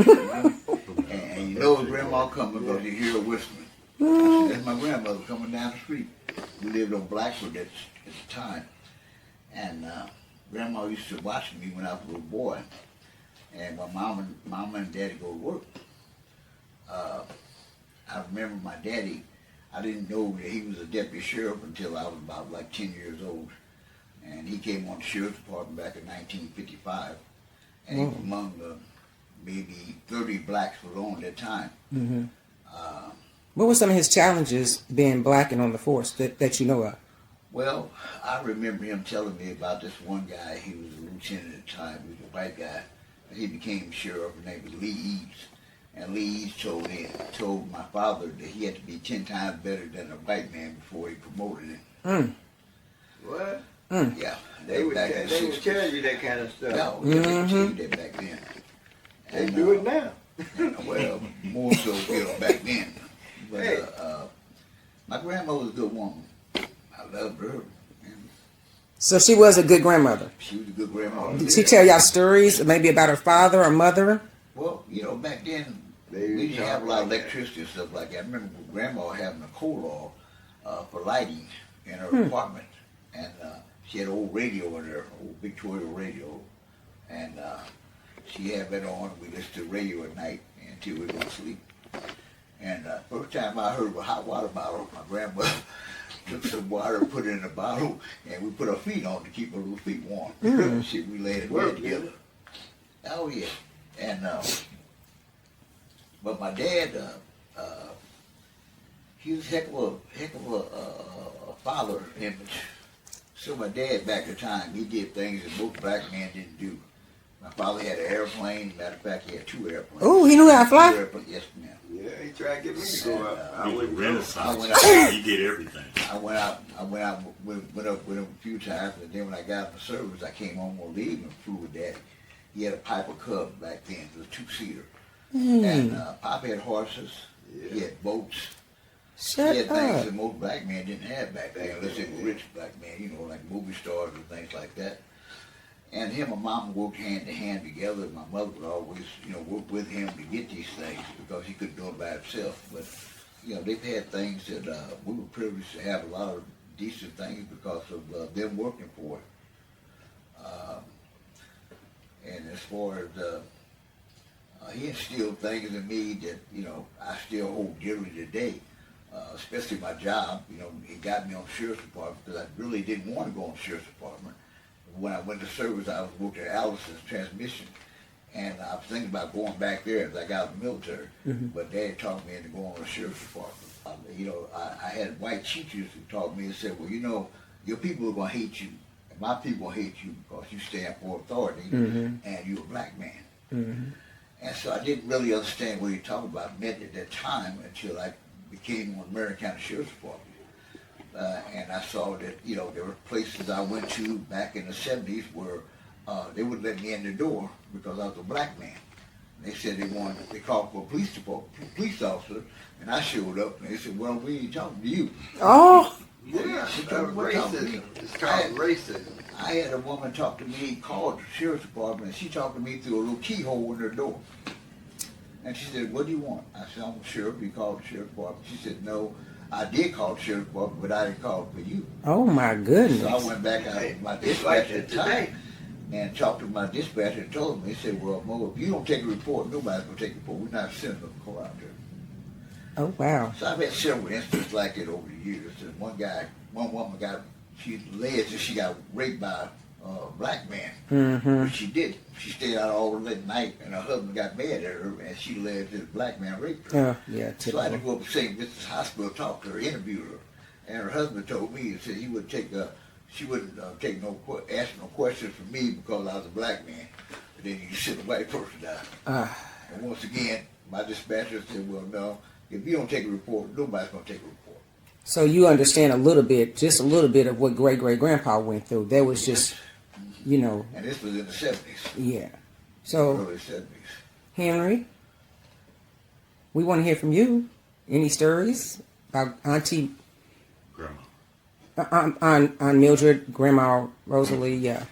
Grandma lived with us for a while also, you know, because she was kind of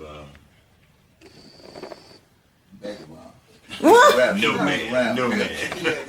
She called background back then. But she was a good lady. You know, she never had a regular job. I don't know if Grandma finished high school or not, you know, because back then, if you worked, you worked. It didn't matter if you could count to 100 or 1,000 or whatever. And, you know, we love Grandma, especially this guy, because when Grandma was in the nursing home, my mother sent me out to see her or take something to her, and I was always, I don't want to go out here. And he would just go, you know, on his own or whatever, you know. And when she passed, I was like, I'll never let that happen again. So she had family around her when she passed? I was in the military when Grandma died. She was in a nursing home on Central. I do remember that. I was in the military when Grandma died, and I came home on leave from the service. They sent me home and went to a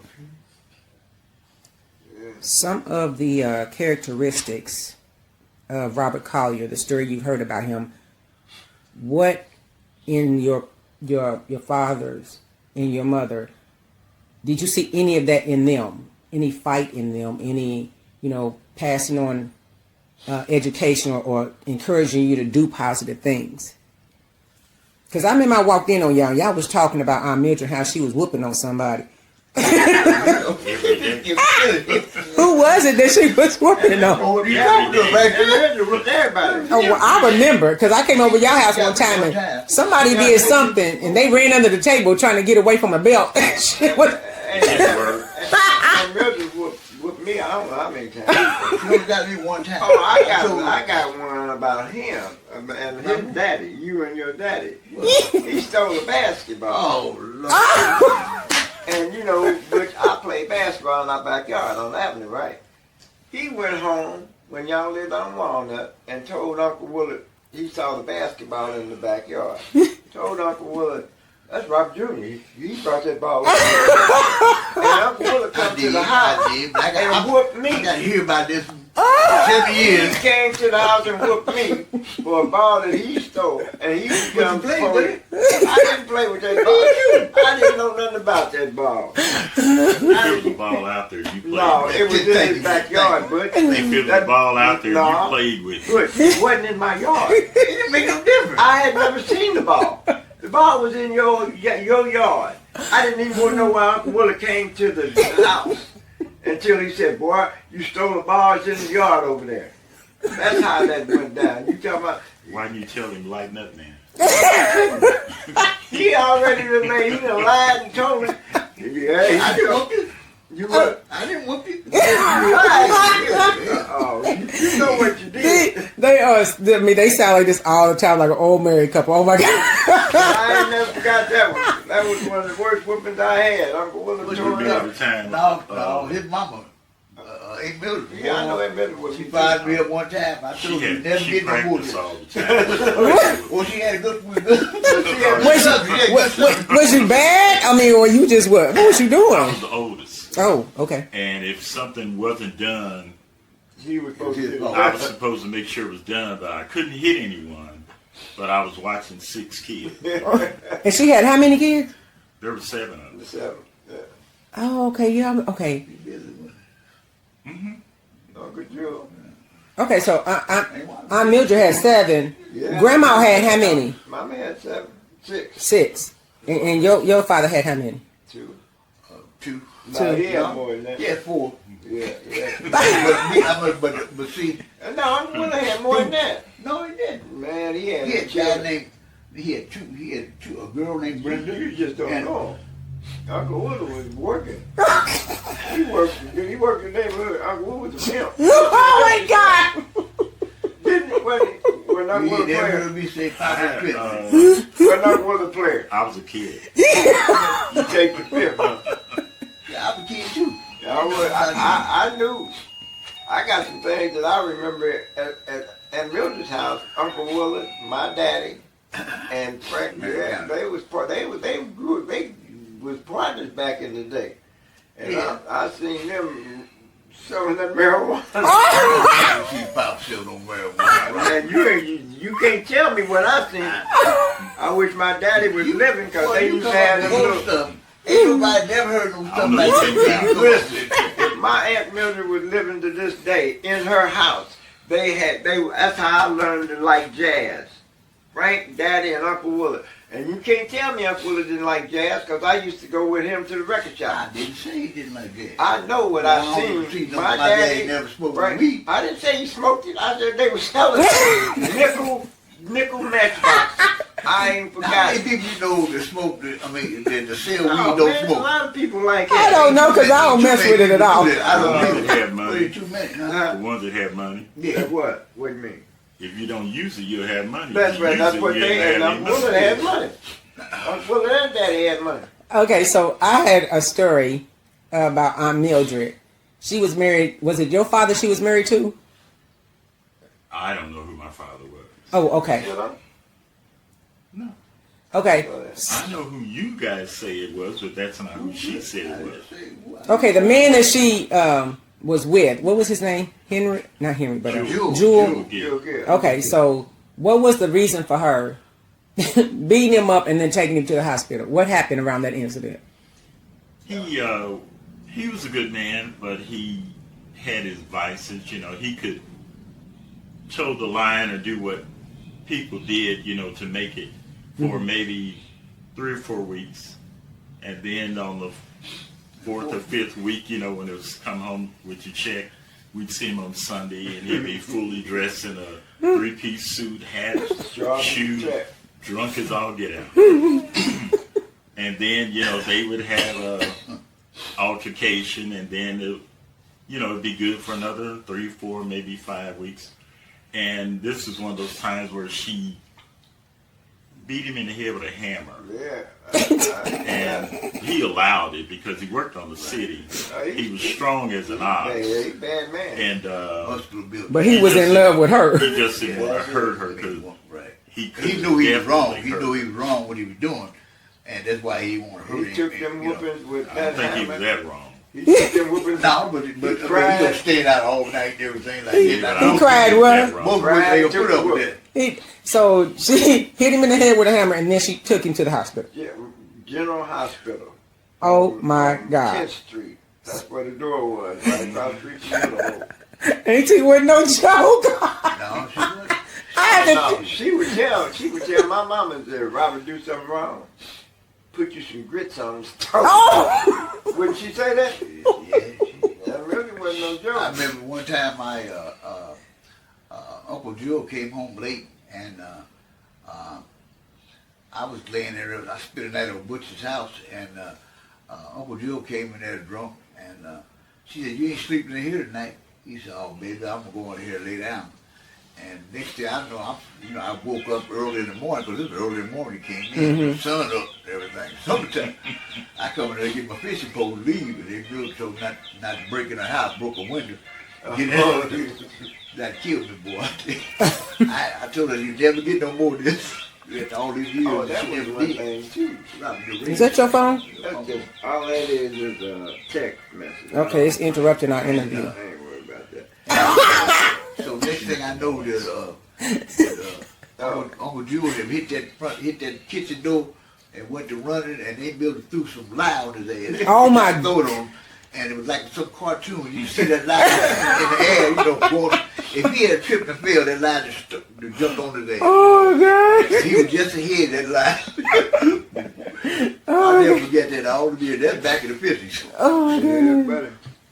Okay, so basically the characteristics was they fought. They were strong, but they were good people. They had good intentions. So they have a lot of his characteristics from the stories that's been told. From our family's perspective, how do you view the historical context? Basically, back in Evansville, how do you feel about what he went through? Has it affected you now? Well, we learned, I think, between all of us, we learned more about prejudice back then, and what we live in today, but more so back then, beginning back then, for their point of view of it, what we feel or think about, and the experience of today, it taught us a hell of a lot how to deal with it. Even though we don't like it, but some things, you just have to deal with, and move on. It's ironic. I can't do that. Because it bothers me. That's what I'm saying. It bothers me to the point that here it is, 2024, and we're still having the same issues. Police are killing black kids, black women, anybody. White police. Ask this question to yourself. How many times have you ever heard of a black person killing a white police officer? And this is 2024. You mean now or back then? Because they both. And then. Back in 1903, a black man killed a police officer before great-great-grandpa, and then great-great-grandpa. But it was in self-defense both times. 2 times. Mm-hmm. How many years is that? A lot. Over 100. We're talking 400 years of this stuff, and it ain't changed yet. Well, you know how ironic I see this. Great-great-grandpa had a run-in with police a lot. He went to prison. Then his grandson, Uncle Willard, became a sheriff.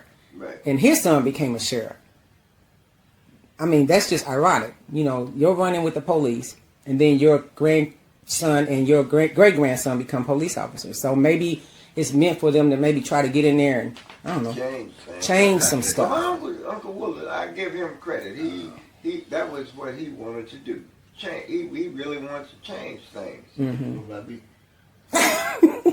I give you credit at times, but now you done went crazy. Oh my God, Lord! You get away from it. Once you get away from it, you don't have to keep dealing with it. You know what I mean?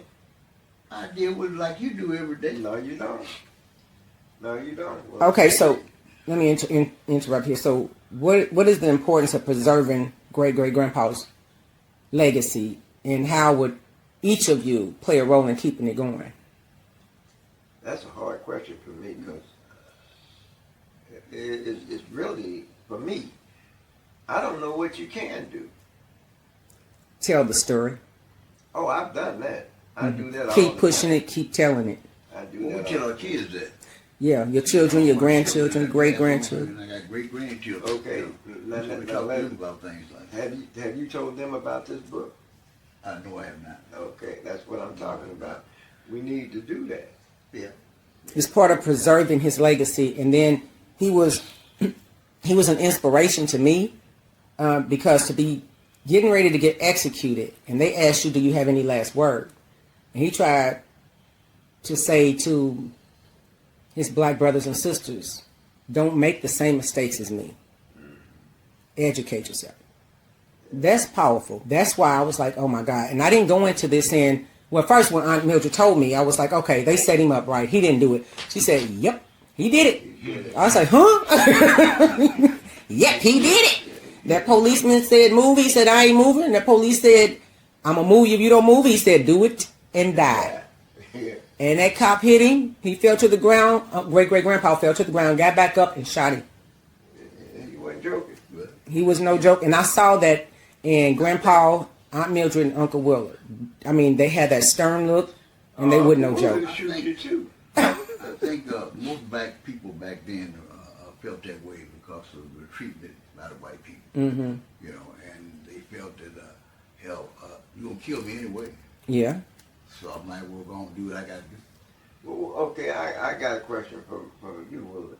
Now, you know that they didn't want black people on the sheriff department to start with, right? Well, from what I've told by my father and He what I told saw me that later too. on, yes.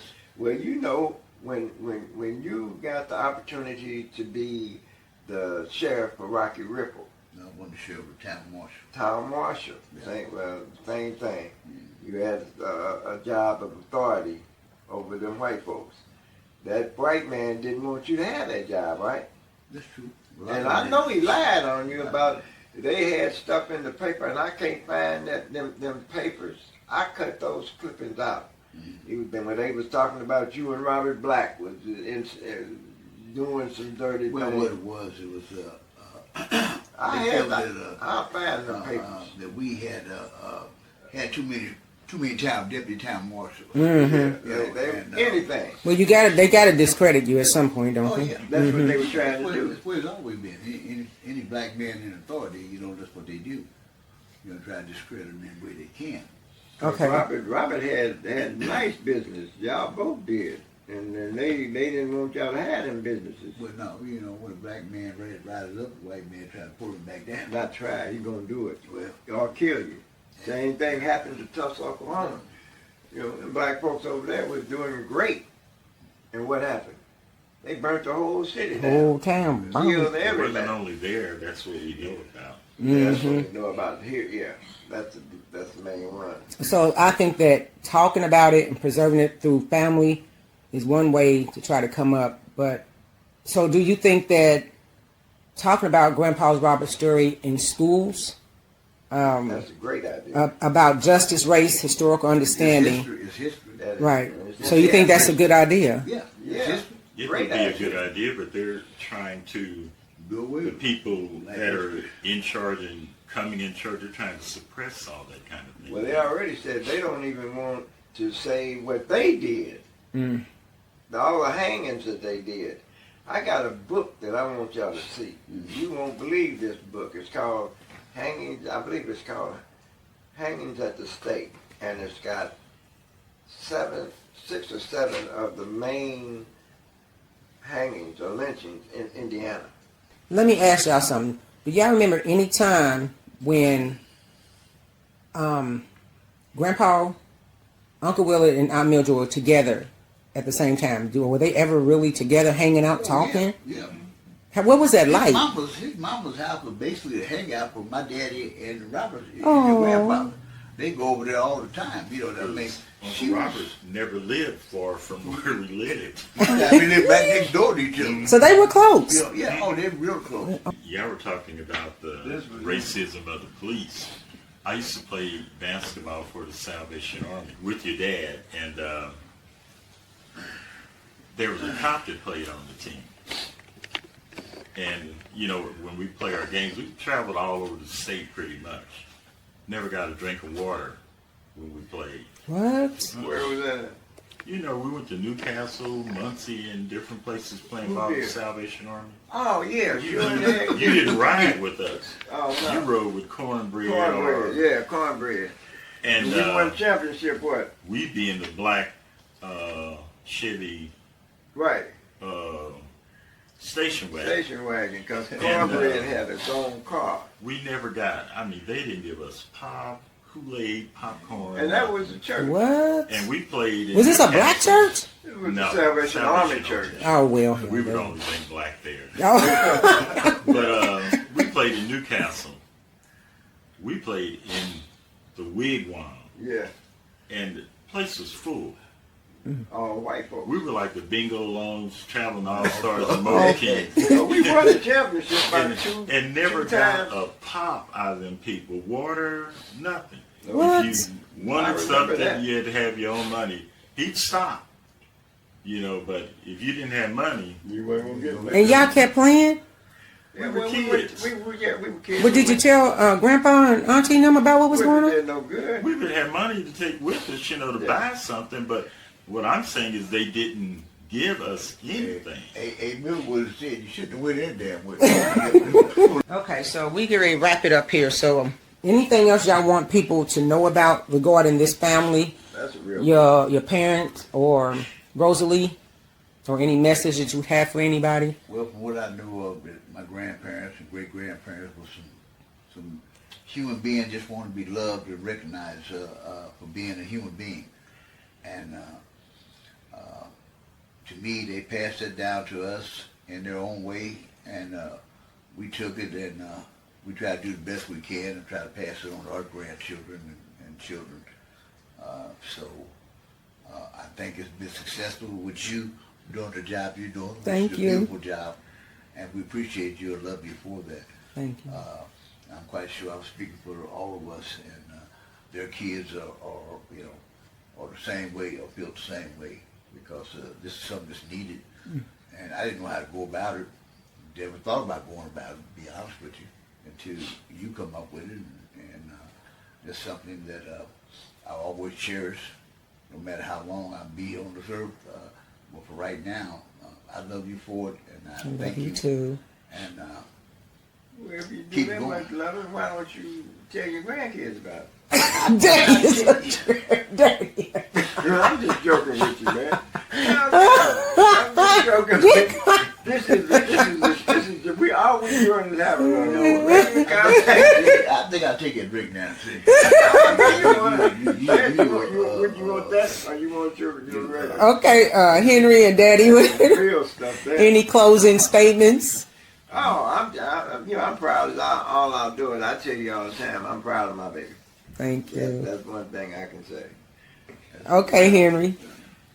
We, as a family, you know, from our grandparents and great-grandparents, we are like every other family. You know, we're trying to do the best we can. Some of us have been successful, some have not. But Yeah. we've all been striving toward the quote-unquote American dream as best we can. And that came from them. And it was instilled in our parents, and they sent it through to us. And hopefully we've sent it through to our children. So And it will far keep we have. going from So there. far we have. Cause you look at your children, look at your children, look at my I'm children. proud of my children. Yeah, they all the kids have done good. This is, I gotta tell you, I am so honored. I was asleep, and the other day, and I woke up, and it just came to me. You need to get Rosalie's 3 eldest grandchildren together. So, Grandpa Robert, Uncle Willard, Aunt Mildred, these are their eldest children. They are still here, and I am so honored to be here. Y'all don't understand what I'm gonna do when I get home. Talking about turning cartwheel. But tell you one thing. But you know, when you see that wall, Oh yeah. ain't nothing on that wall but black folks. Wow. I got white girl around. Won't you put a picture over there? I can't do it, son. Cannot do it. So we're going to preserve the family legacy through this documentary, and we're going to continue to tell family and the community about it. And I'd like to thank all of you so much. I really appreciate it. Okay, man, thank you. Thank you very much.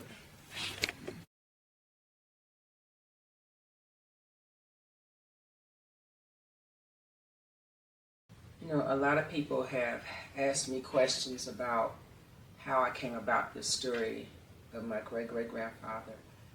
And he did come to me in a dream. You know, it's not strange to me. And a lot of people say, oh my God, that's scary, that just gives me chills. But I'm going to be honest with you. Dreams and premonitions, they're common in my family on my mother's side. My mother used to tell me of dreams that she had. She used to talk to me about dreams all the time. And I've always had dreams and premonitions. So when great-great-grandpa came to me in my dream, it wasn't scary. I just didn't know who he was. And when I did my research and found out he was my great-great-grandfather, that took a lot. It's like a lot of energy drained out of me because he had a message. And there's something he wanted me to do. So premonitions, dreams, they're not uncommon in my family. And I honestly used to scare, you know, some of my family members with the premonitions that I had.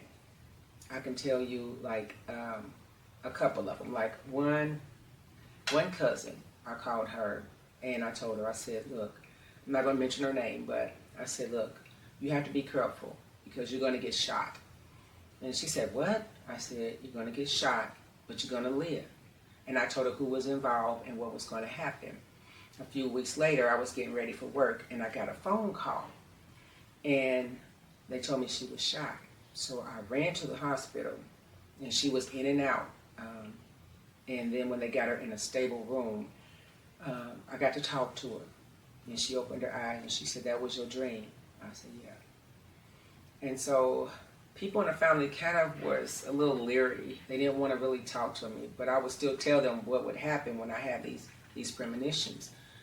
So another cousin, I didn't call her right away. I should have. I waited a day or two, and I called her, and I said, look, I meant to call you a couple of days ago, but don't pick up any sharp objects because you're going to try to stab your husband. And she said, oh my God. She broke down crying. I said, well, what's wrong? She said, I tried to stab him last night. So after that, I stopped telling people their dreams. I mean, I couldn't, you know, keep traumatizing them. So this is something I've had to live with. My mother had to live with, my grandmother, so it's passed down the generation, even my grandchildren. So yeah, and also people have asked me, well, do you have visions or premonitions of the world? Yeah, I do. I know what's going on, I know what's coming, but I'm not going to put that type of fear in people. This is something that, you know, I just have to keep to myself. You know, a lot of people, you know, they talk about ancestors, but a lot of them don't remember their ancestors. They don't even call their names. And ancestral reverence, it runs deep in this family. Like, when your ancestors cross over, they literally try to reach back, but a lot of us, we block it with television, with the radios, with this everyday life and depression and drinking and drugging. How can they get through? Like my mother, she died in 2016 from lung cancer. Before she died, we would sit at the table and talk, and she said, Tanya, when I go, I'm going to come and visit you. And I was calm, you know. I said, I would be mad if you didn't. And she did. She came to visit me. But it was in dream form. This wasn't a premonition. There's a difference between dream and premonition. Premonitions are things that actually come true. The dreams, they send messages. But I saw her just as clear as day. And she was telling me about ancestral land and how beautiful it is. And she was like, it's beautiful. And she was describing it. And then she said, we get to come back and visit you anytime we want, in any form we want. And it made sense because before my mother died, her sister had passed, my Auntie Tony. They were really close. And Auntie Tony told Mama, because Auntie Tony passed from lung cancer too. She told Mama, when I die, I'm going to come back and visit you as a hummingbird. And Mama said, don't do me no favors. But me and my mother were sitting out on my patio.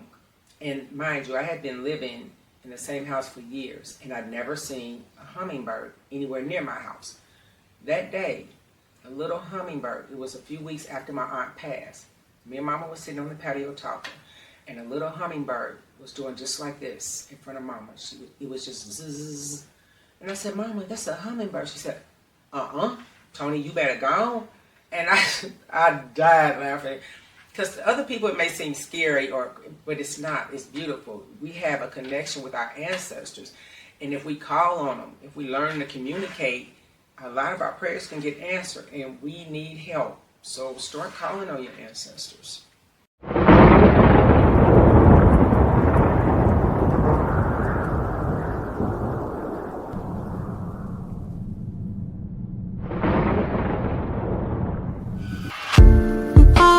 I'm from outer space. I got Milky Way for blood, evolution in my veins. I'm gone, I've been far away. I'm illuminated, I'll make a move, start the waves. I've been dreaming about flying for a long time. I had a vision from the place they wanna co-sign.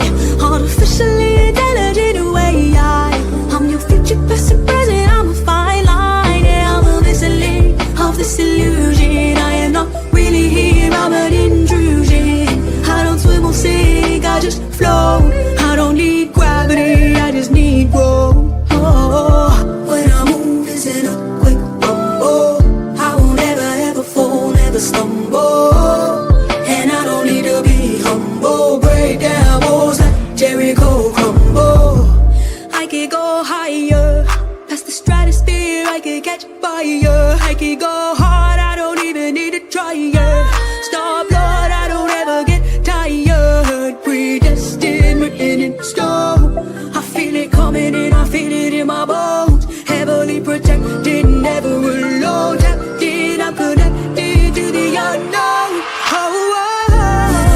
It's an earthquake rumble. I won't ever fall, never stumble.